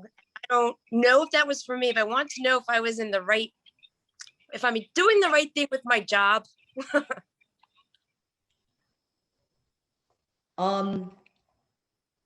You know, I don't know why I saw you teaching. I saw you like teaching, nurturing, not specifically only teaching, but maybe that extra degree that would help you also have management and teaching of, like I see, like healing. that's definite with you. The teaching, healing, but getting another degree that would let you be in the management or making some decisions hands-on. I don't know what field that you're in, but that's where I see it going as another option. Let me preface it by saying this. Do what your passion is. I started college at 16. They talked me out of whatever. I knew what I wanted to do at 3 years old as far as profession goes. But I always respected teachers. They talked me out of it. Do what your heart. But I didn't hear. Go ahead. I can't hear. Don't know what I want to do. Can you hear me? I could hear you. You don't know what you want to do. Okay. You don't know what you want to do. Are you in school now? No. Are you thinking, obviously, are you thinking about going back to school? Why is other degrees and further education in the vibe? That's absolutely. I don't know. I never know what I want to do. I'm thinking about what I want to do. I just haven't been guided or thought of what I want to do with my life. But I am in property management with the seniors. You're in property management, really? Yes. See, that's a total. You are helping people. You are nurturing. Do you have any feeling towards any? When you were a kid, was there anything came into the earth plane with, or even at 12 and 13, any strong passion? No. Not that the mind says, but with the heart. Could you see yourself, different world now, I know with what's going on, but could you see yourself with like nursing, teaching? You're a nurturer. You're a nurturer. Yes. The property management, I know how that is. Been there, done it as far as that goes, believe it or not. That's very, you have to be kind. You have to deal with a lot of people. So you have, let me guide you this way, and we could talk further on this, and we will. You have to be like a chameleon when you're in real estate or property management. You have to hear them, listen, be the mediator, address it, right? Address all their issues. So there is something with that, maybe like therapist. I'm telling you, we'll get to it. Obviously, you don't feel that this should be the rest of your life, or you want to be asking the question. You just want to see what fits right. And you know what?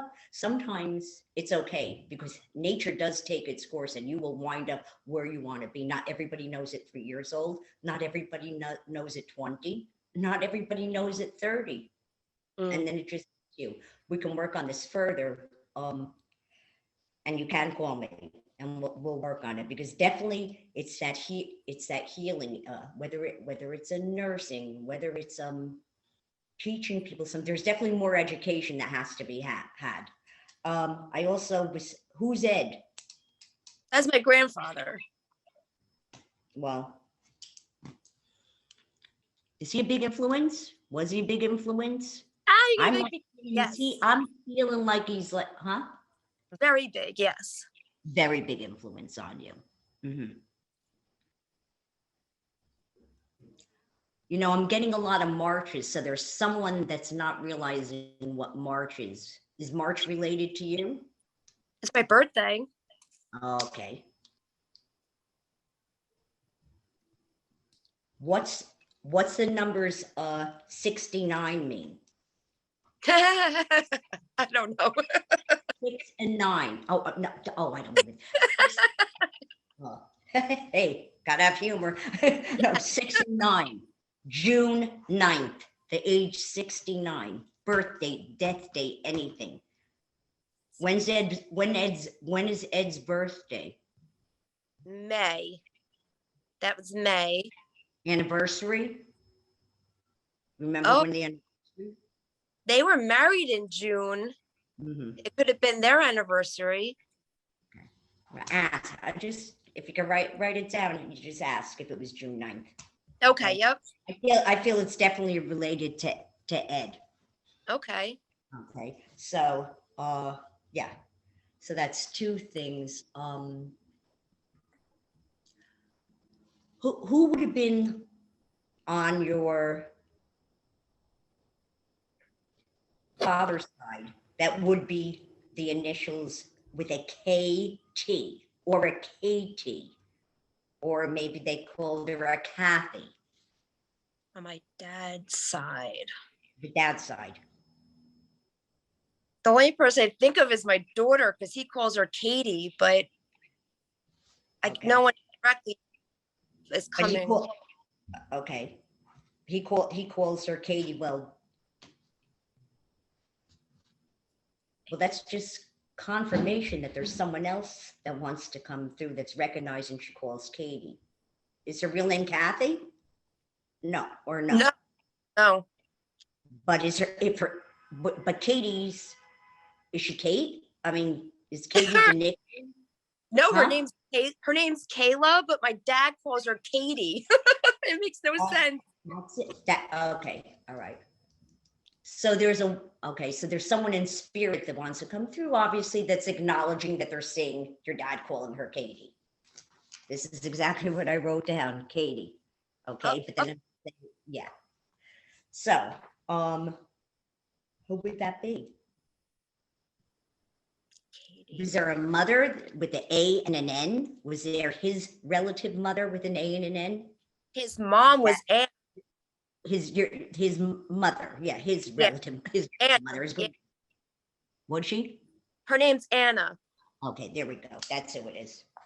So you might want to write that down. So you might, absolutely. So that's Ed, your dad, and these are very simple. They're not earth-shattering things, okay? But the fact is that Anne, the grandmother, is watching everything, and specifically that Katie's very, very specific. So that's a blessing. So you guys can say hello to her too. She's right there. Yeah, that's nice. She's watching. Is she haunting me? What? What's that? Good God, is she haunting me? No, they blip in and out. You know what? They come in and out. If they have a chance to come in, they can. They have other things to do. I'm just saying, like some people that have OD'd and such, they have to still learn and grow. So they'll sit in the NA or the AI on the other side. You always continue to learn and grow. But if they're lucky enough and just like any of us have that little portal of time, it's a little bit of a lot of grace, a lot of karma. She was meant to come through for you and the dad. And she's watching, obviously. Never a haunting, it's a blessing. And they don't hang around all the time. They pop in, they pop out, but she could get to you. How else has she been able to get to you? I don't know if you ever dreamed about it. It's another thing I want to talk to you all about, is when you dream that you're with someone, whole nother issue. But yeah, so you can take that and you can call me and we'll deal with the career. You will find your place. Okay. Okay. I see a 2. I see a 2. So whether that is 2 months, something's going to pop, or 2 years. And believe me, 2 years goes very quickly. Okay. I definitely see further education needed. I definitely see going back to school or something with education, and you will find your place and we could talk about it further. The more I get some people for you, other things come. So yeah, you get back if you want, get back to me and you'll be fine. You'll be fine. Thank you. Sounds good. Okay. God bless you. Thank you. Tell Katie and Ed I said hello. I will. Okay. All right. So now we're going to move on to Jessica Bryant. Jessica, can you hear us? I think the one question I kind of have is like, when you die and you move on, is heaven like a free pass for everybody, no matter what you've done while you're here on earth? Listen, it's a big discussion. I believe that there's 10 levels and 10 levels, and the astral world. I could give you things that I believe that you can read about or we can discuss that will absolutely explain. And you know what? Sometimes if I say about a book here, a book there, I always say, if it sits right, sometimes you look at a cover, you take it with you. If it doesn't, that's fine. Does everybody go to heaven? I think everybody eventually goes to heaven. Personally, and I don't want to see, I'm afraid to say anything less personally to you. You know, do I believe that people suffer when they pass, even if they're very bad, forever and ever with no redemption? Absolutely not. A Hitler, as many people as he hurt, he will have to come back as a healer. That's karmic law. In many lives of reincarnation, we're bad, we're good. You don't even know the people that have reincarnated, that have become saints, and what they did in a past life. We're bad, we're good. And it's all to learn to grow towards God. Only reason for living. So yes, I believe everybody eventually goes to heaven. The average, and going back to this thing, because there's some information I want to give you privately, okay? I don't believe everybody suffers. When you pass over, you absolutely have your life review. And hell is when you beat yourself up, you know, for seeing things that you do within your own mind. You feel like guilt, you know, but with kindness, you know. So when you pass over, you have your life review. People go into sleep states, people that didn't know that, like in car accidents, a lot of time they hear the vibes, the sorrow, they can feel all that. So they have to be protected. So if it's a sudden thing or whatever else, they go into sleep states. So do I believe that everybody goes to heaven? Yes, eventually. Do I think that there's a deep, dark place where do I know that there's a deep, dark place where they suffer? So no. Metaphysical law, God or universal energy is good. If a truth is a truth metaphysically, there are no exceptions, okay? Because it wouldn't be a truth. In this earth, which is not our home, Maya's, the Hindus call it Maya, the illusion, legal of the play.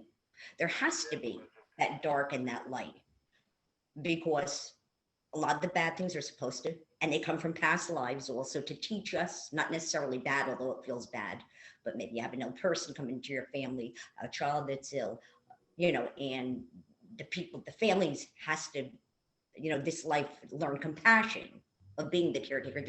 There's so much, but everybody will be in heaven. You keep on coming back until you learn and grow better. And I do not believe that you suffer at all. Your own life review, that you sit down with very kind spirit guides and higher level beings and angels, and they guide you through it, is where the tough part comes in, because you feel things deeply, you know, as far as that goes, but then that's let go. Okay, so yes, I believe everybody goes to heaven. I don't believe it. It would be so cool to have, look how perfect the universe is as far as in nature. Everything works perfectly in nature. How could an energy that runs everything so perfectly be so cruel? No, that's I just don't want to offend anybody that does believe in that and is taught that in their religions, but I know that would be so bad, you know, for them to be in a place where they could never get out of it and there's no redemption, or a baby born in the jungles of Peru, all of a sudden, because they weren't taught this, they're going to be doomed forever. Baloney. I want to ask you, what on the right hand side here, is there something with you or someone you're concerned with? That's your left. Okay, that's concerned with this side. What's going on physically? Is there? Oh, I've got client files. No, physically for you. Physically, I have my phones. I have all my. Is there a physical issue or someone you're concerned about from the shoulder or the arm, the neck, that side of the body? Yeah, I'm really sore.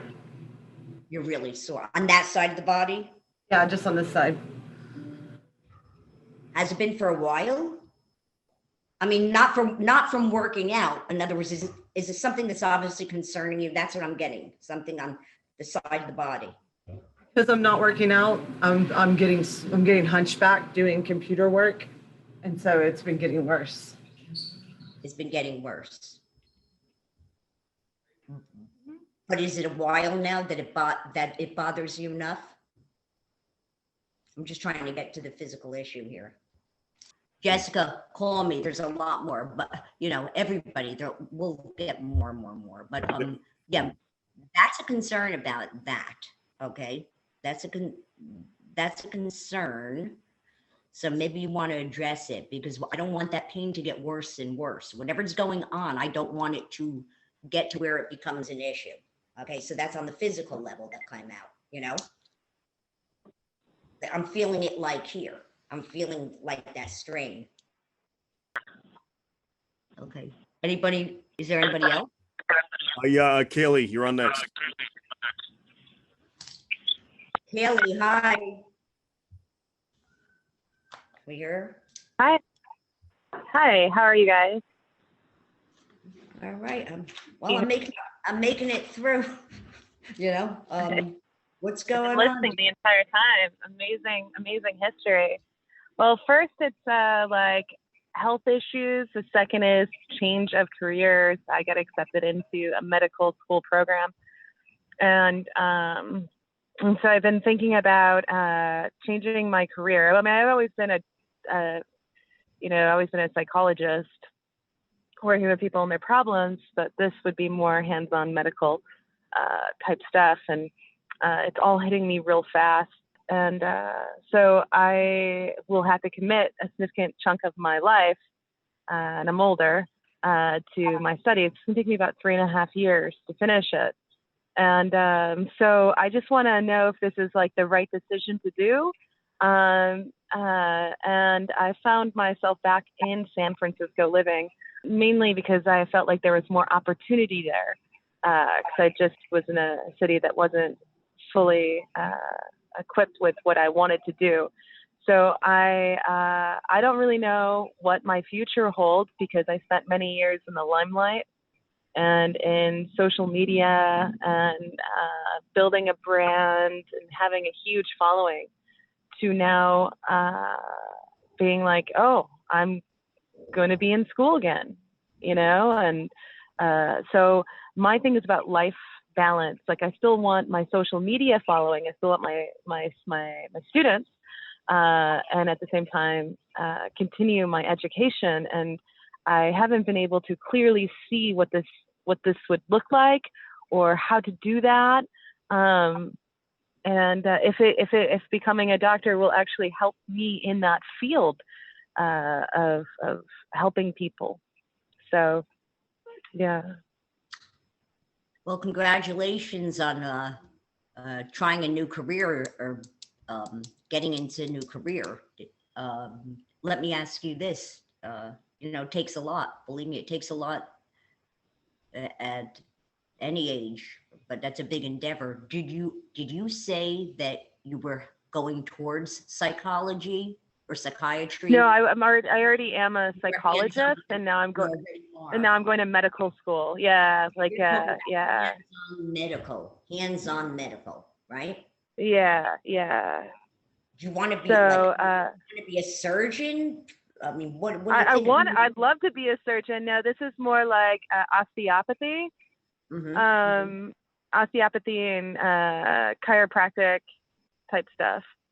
Okay. So if you're familiar with like the old traditions of osteopathy of the 19th century, yep.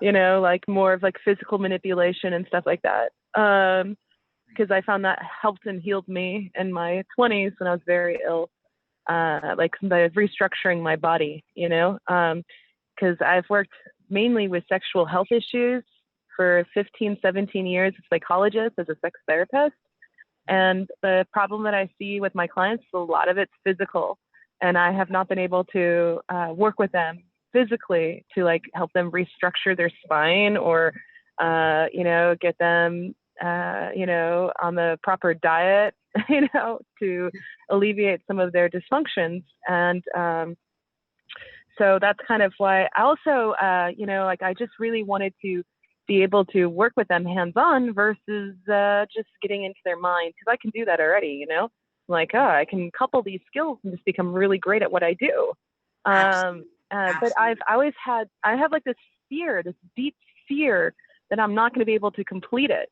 Like that I'm not good enough, that I'm not smart enough, you know? So I don't know where that's coming from. I have like my family, they're all competitive, and my mom has been very hard on me my entire life. Like I have a very terrible relationship with my mother. When I was very successful, very wealthy in Silicon Valley, I was never good enough for her. Nothing good enough. When I was a beauty, good enough, right? when I'm a beauty queen, she's jealous of me. When I'm fat, she loves me. It's a very strange relationship. When I'm down and out, she loves me. But when I'm at my peak and successful, she hates me. And it's been like this my entire life. And so I have this really strange disconnect with my mother.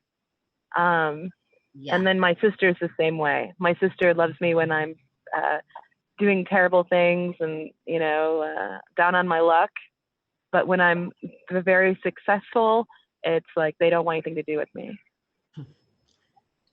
So, and when I told my mom I was going to medical school, that I got accepted and school started in April, she said to me that I would have to follow through with it. Like once I'm in, I'm in, you know? And she says these things, instead of saying congratulations to me, she says things like that to me. So, like I've never followed through with any, like, you know, I have a black belt for Christ's sakes in martial arts. Like, of course, when I commit, I commit. So yeah, so I just had this like really like going from something that's very familiar to me, which was selling like my products. I've developed over 300 products in my lifetime, to going, oh, now I'm going to be in medical school, you know, and this is a totally different career, and what's my life going to look like? And, you know, so and a quick that's kind of what I'm going through. And a quick decision. So, Yeah. and a quick decision has to be made. Listen, the family is another issue. Yeah. I would like to talk about, truthfully, how we do pick our families, where we're going to be born. If we're going to be born to a wealthy family, to a not, to a father that abuses, to you know, in the diamond mines of Africa where they cut off the hands off. I mean, everything is picked for a reason, I believe. And I know this, and I would love to talk to you further because there's a lot of things here. And, you know, as much as we know in the mind, you know, to internalize it when all that other internal dialogue has been in our head, and we've been told something, and, you know, it's one thing, you know, when you're told a high achiever, but all these vibes, that's a big, big thing for your soul to rise above, because when it's so ingrained, you know, our brains and the synapses, it gets into that. Plus it gets into your heart, your soul, your very fiber. You can eventually work on shedding that off. Okay. We're all kind of like that wounded child, you know, but you are worthy. Listen, this is all normal. Anybody that didn't have this dialogue that's thrown on them and has to say, but I did do this, but I did do that, because you really know, but internalizing is different, and that can be worked on. Anybody that's changing any career. I don't care if they're 18, I don't care if they're 45, I don't care if they're 70. This is very, very, what you're going through is very normal. Okay. I'm telling you something. Do not doubt yourself, because if this is where the passion is, and I think it's great because I'm a big believer in all of that. Chiropractic saved my life at 17, 18 when they didn't know what to do. Oh, wow. Yeah, it was sciatica was the best thing that happened to me, and it actually led me to Bill. So this isn't just another story we talk about, because it's something, you know, I appreciate it. Listen, you got to turn your mother off. You got to turn your mother off, because you've achieved plenty. You're successful. The thing that stuck out in my head is, I think it would be great, because now you could be the hands-on and help the healing, okay, as well as the mind, because sometimes there is the mind-body connection. Maybe a little bit could come into there. Maybe there could be some holistic stuff as far as that, you know, affirmations plus the psychology. So Don't let anybody tell you that you can't do it. If you want to stick with it, once you get in, you can stick with it. But if you don't want to, hear me out. I'm just saying this. Okay, you can go as far as you want. It's your choice. You can, it is time right now, if you can, because there's a whole lot of undoing to let those ears, all that, those yapping and all these opinions and all that negativity, because you know what, there's some jealousy there too. It's not only because of their issues and who was driven and whatever happened with her mother, something happened with her mother too. There was some things there too with your mother's mother. Oh, no, it is time to kind of take a breath from it. Okay. We can always work on, sometimes with understanding comes healing, because we are the wounded child. It's really hard. Yeah. There's a lot of stuff with my mom's mom and her mom. The maternal side has been nothing but insidious to one another. From emotional, like woman on woman emotional abuse. You will be fine. You will be fine. Okay. You're right. I have to make it. Yeah. I have to make a quick decision. Yeah. I have to make a quick decision because it's happening now. Yeah. You will make it if you choose to do it. Hear me out.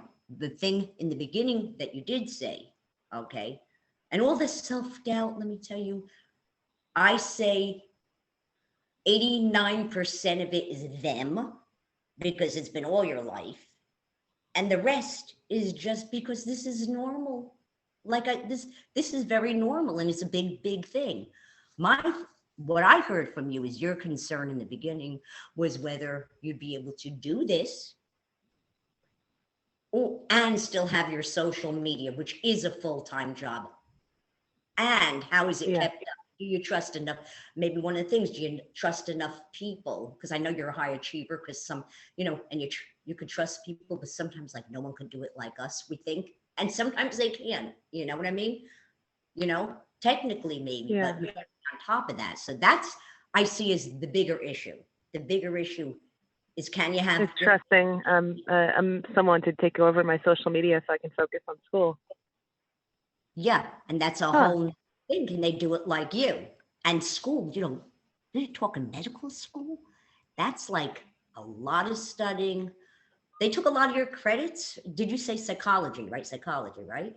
Yeah, they're taking a lot of my credits. I have to do tons of because and then it's going to be a hybrid program because of COVID. So some of the labs are going to be online, but most of it's still in person, Yeah. But I want to travel and fix people. It's not even just about having an office as a doctor. Like I actually want to travel and fix people once I'm done with school, and do like mission work, and teach seminars. Beautiful. You know what? Let me tell you, I feel like this is a whole new thing for you. You get into it.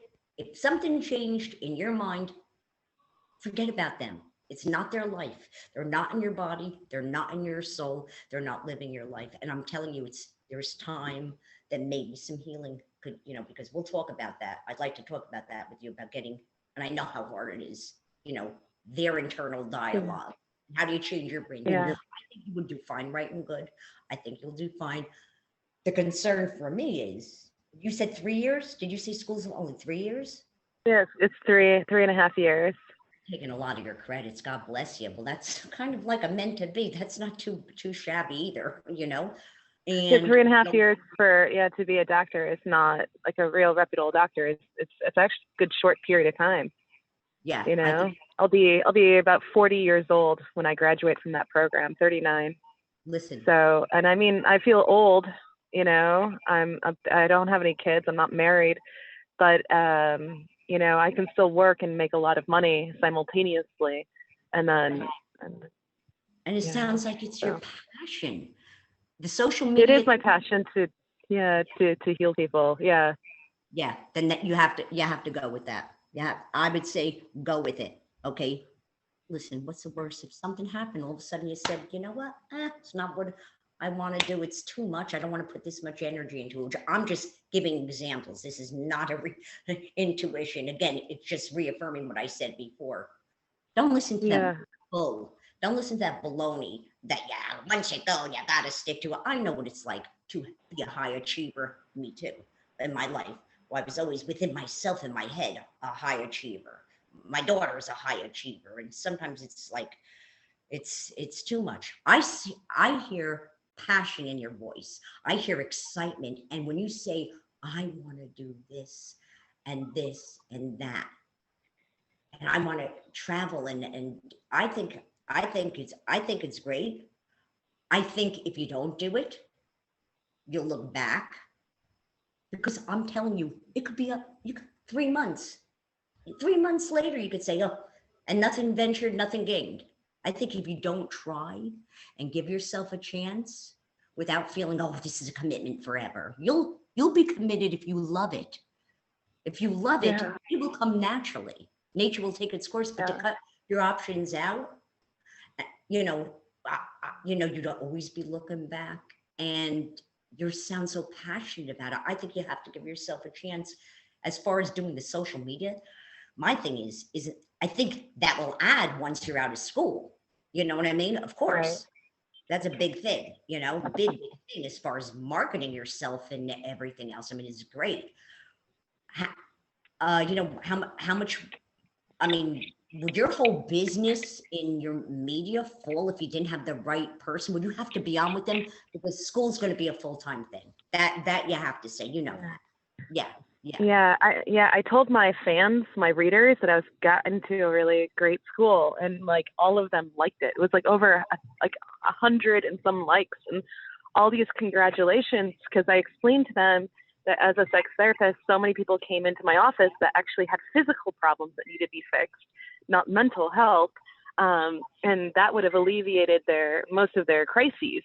Especially men who have spinal injuries and like have lost sensation, so they don't have any pleasure during intimacy. And I was like, all of this can be eradicated. And even women too, like women say to me, why can't I feel pleasure during sex? Why do I feel like this? Well, you got hormonal and problems, you probably have some injury to your back, being able to fix these things and give them like the movement and the kind of like, more physical. And then also as a hypnotherapist too. So it's like, I want to be able to take the mind and all that stuff and start working with people. So, I mean, I think it's going, I definitely, after hearing you saying, go for it, that I am going to look back and regret being like, oh, I got accepted into this awesome program, but I turned it down for my social media. Like I would definitely regret that. I would definitely regret that. Now you're saying the other things that you work towards. I have this. It all seems to be a natural progression with the healing arts. Okay. Yeah. Social media was a means to be able to get you. Sometimes we're meant to have 10 careers. Sometimes we're meant to have 1 or 20.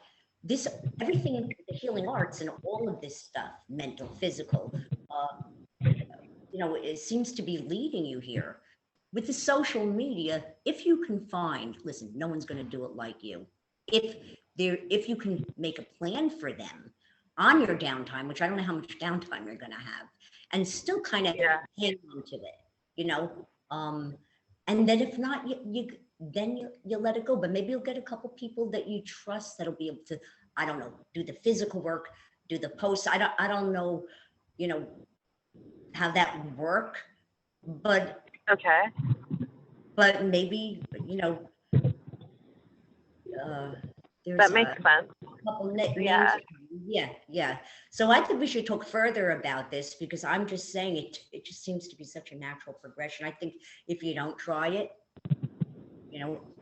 with being kind to yourself and saying, gee, if it's not what I thought it would be, and again, not a reading, I don't feel that.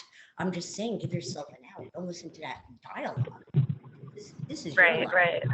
That's just a lot of crap from a lot of jealous places and people that actually look like higher over also have their own insecurities and fears. There's got to be, look what you have done. Look where you have succeeded, and I know it's hard to turn that off, but in this case, I would be very happy to see you go forward with that, with the out and being kind.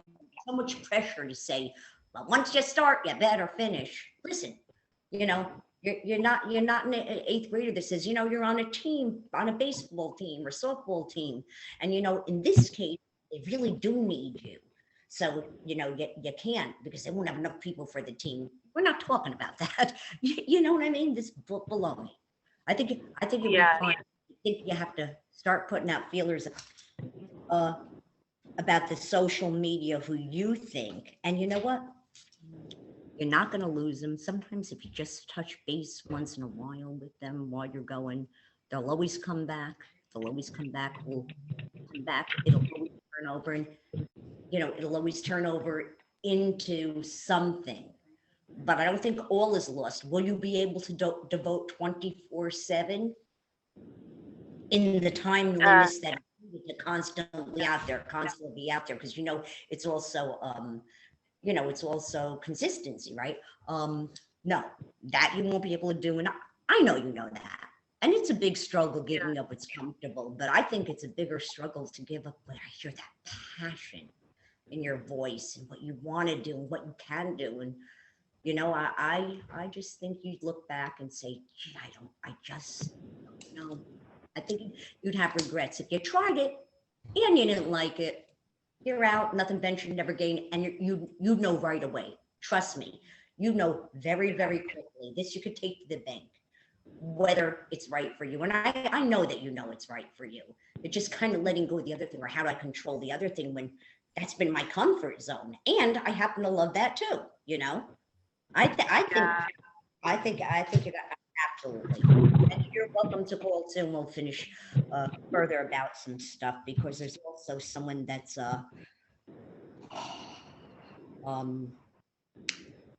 was there like a Dina or someone? I wanted to go to a little bit in spirit over here just real quick, that someone's popping in. Who was it? Dina? There's a Deanna, my aunt.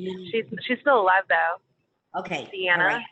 Okay. That's what I'm writing. Dina is actually Dena, right? Yeah. So I wrote Deanna. Deane. Deanna. She's still alive. She's the only one that loves me in my family. Okay, well that's a big influence. There you go. So she's in your vibe. Okay. She's in the vibe. She's supposed to. She's the one that you think cares for you. And don't think the others don't love you. They just don't know how to handle that. That's a whole nother issue. But it sure feels like that, right? But what has she told you? She's always been proud of me. She's always been proud of me. All right. So let's take her, because she's that influence I see. But there's also someone else. I'm looking at you. Who would be on? Is there a Danny or a Dan? Yeah. Oh my God. Yes. Yeah. Dan. Yeah. That's my dad, and my brother's name's Danny. So my brother has been a huge support for me during my transition. My brother, Danny. They're both Daniels, Dan and Danny. And actually, there's 3 generations of Daniels. My grandfather, my father, and my brother all have the same name. Mm-hmm. Mm-hmm. So my father always wanted spirit. The grandfather's in spirit. My grandfather's passed away. My father's still alive, like my biological father. And then on my paternal side, and then my brother's still alive. Okay, yeah, because okay, so that's where it come from. So the grandpa's over there. Okay, the grandpa's over there. Actually, the grandpa, he has actually kind words to say. He's kind of rooting you on. Maybe in this life, did you not know him, or was he not that excited? I never met him. He died. He died in my father's arms. I never met him. I just said to her, I don't know if you heard me say, oh, did you not know him? Yeah. I never knew him. You never knew him. Okay. Thing is, here's someone, I'm telling you, he's right there. He's hearing what you're saying. And I guess you mentioned the Dan and the Danny for kind of, maybe sometimes they give confirmation that that's who he is, because Dan and 2 different names. So he's watching over all that, but he actually is kind of giving you a really good vote of confidence. We don't have to know them. There's many, many people until they're incarnated that watch over us. So the grandfather popping in to acknowledge that he's there, giving you the vote of confidence, okay? And I guess wants to say hello, and I don't know how to if you can bring it up, but for confirmation, there's a Dan and a Danny, obviously in the living, and you might want to say something to them. So the grandpa's there with you, and he's gives you the thumbs up. You don't know him? Oh, wow. Yeah. He knows you. Yeah, actually. Yeah, it's interesting. When I went into medical school, it was because of the masculine side of my family, because my father had a debilitating spinal injury I could never fix ever since I was a child. And then his father, who is deceased, had a heart attack and died when my father was only 16. So there's been a long line of health problems I've been wanting to fix within my family.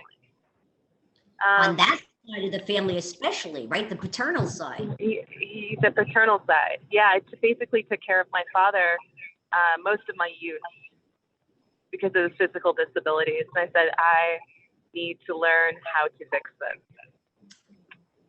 You know, I will tell you something. I'm going to leave you with one other thing. Listen, it's you got that photo conference, the grandpa, they're all there. I say,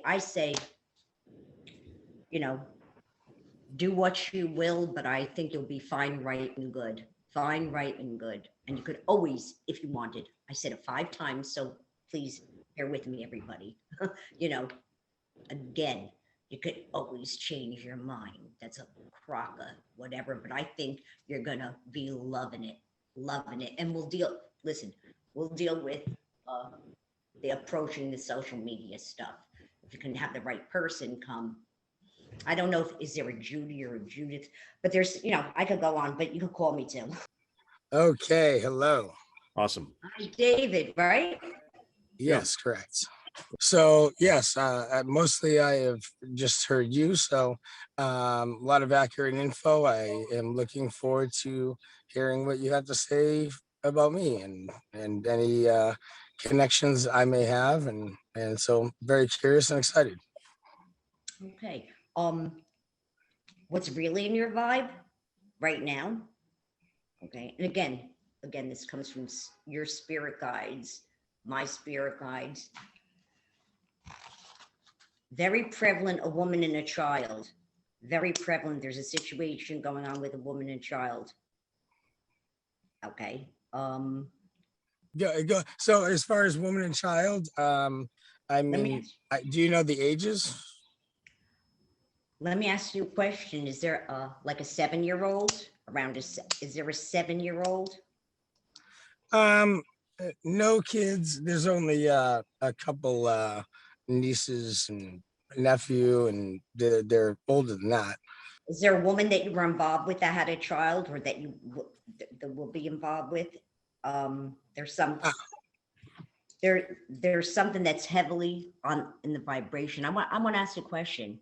Yeah.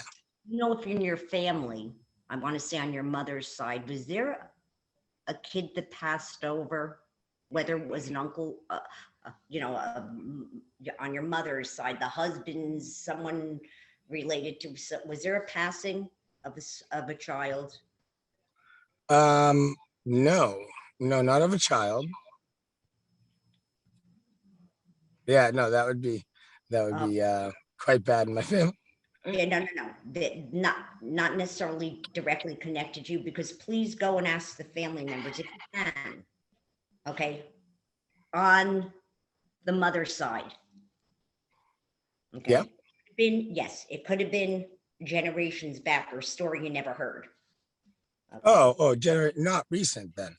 Because there's and see if her name is like with a J. I want to say Jenna, but you know, I'm almost feeling like initials would be a J and an A in there, maybe an N. If you can write this down, because if you go back to the family, there's someone that's coming, that's actually like watching over you. You know, I found out years ago, I'm just going to give you an example, that my grandfather had a little sister that was so killed by like a horse and buggy when she was 5. Wow. You know, so like I'm talking like a ways back, because that person actually watches over you. Okay, and their name is like a Jenna. Is there anyone around that you could just say, hey, did anybody not talk about it? Or is there family that, like, even if it was like an aunt's husband, so an uncle-in-law. Okay, that's very, very, very prevalent. She's 7 years old. So, yeah, that's one thing. Okay. In my family, you know, my parents were, you know, the youngest of large families, but all 4 of my grandparents were from Italy, and so I really didn't know. I don't know anything more than one generation up. I never even knew my grandparents, and so I wouldn't know. Okay. Let's just say there's someone that was 7 years old that absolutely passed away a few generations ago. And that person's around you. I feel her number is like a Gemma. Her name's like Gemma, a Jenna, a name. So I'm hoping that someone will know. If not, take that with you, because she's very prevalent. You never know, Great. you know, who watches over you. Okay. Who's Rose? Who's the Rose? That passed away. A Rose that passed. Yeah, in spirit, Rose. So I have an aunt named Rose.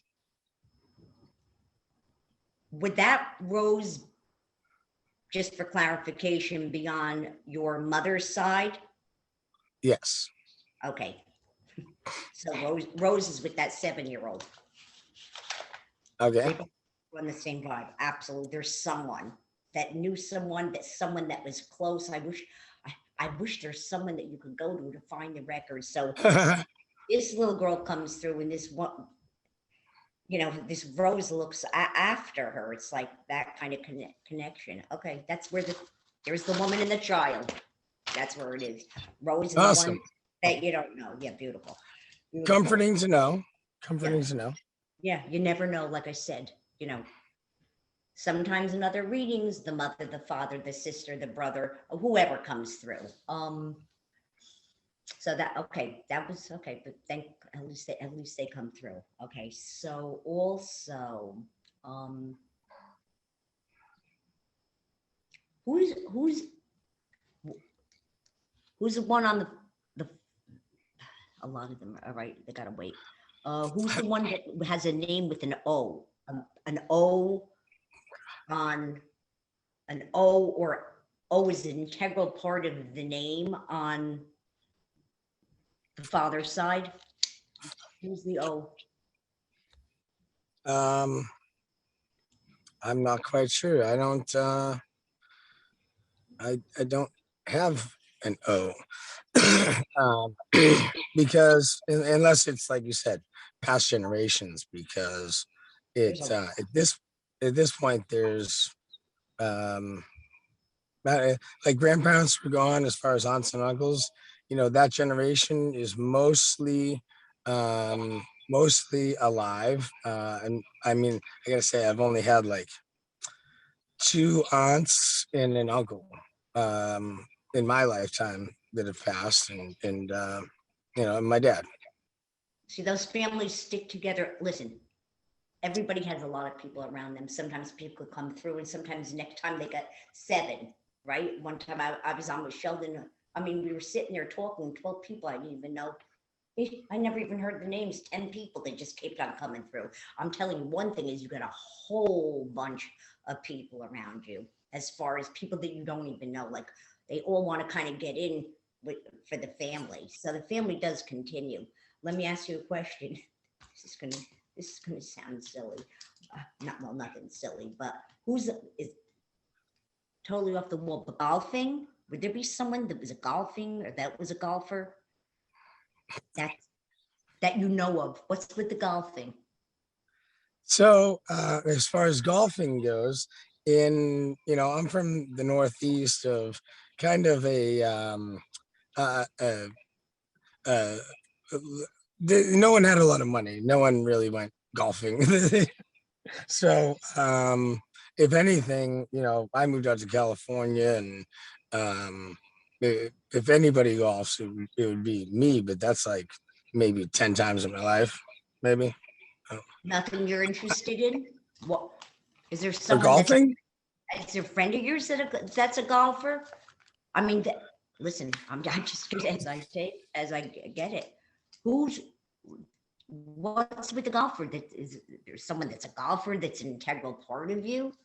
I mean, that's very important to you, or that someone talking about it? I mean, listen, this is what comes on the cat, Yeah.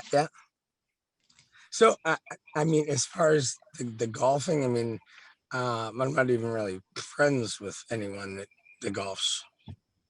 Some things there's someone. What could it have been? A relative that would have played that kind of thing at one time, and then passed away. A lot of people have been trying to identify themselves, like a whole bunch of people. They can't all come through at the same time, and with names. A ton of like past family members. Is there a moving situation with you? Was there concern about a move? I've been the same place for 18 years, but my mother's wanted me to move back home because she's getting older. Mm-hmm. But and we talked about it for a long time, but I kind of decided recently that I'm not going to move back there, but I do plan to move in hopefully in a year to 3 years. Okay, all right. Because that's the plan. Anyway.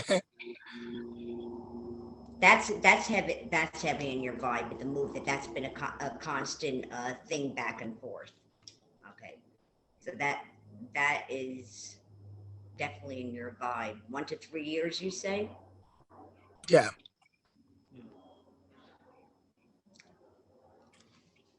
I mean, I'd like a lot of changes with things right now. So, I mean, job and location, stuff like that. Yeah. I'm from the Northeast. I get it. Yeah. Oh, I can tell from New York. When I talk, I want a cup of coffee. Exactly. So there's a whole bunch of things here, not only with a job change. Was he on before when I said about that career change with Isabella? Did you just come in, Dave? No, I got on. It's funny, right when I got on, you were talking about the unhappy job.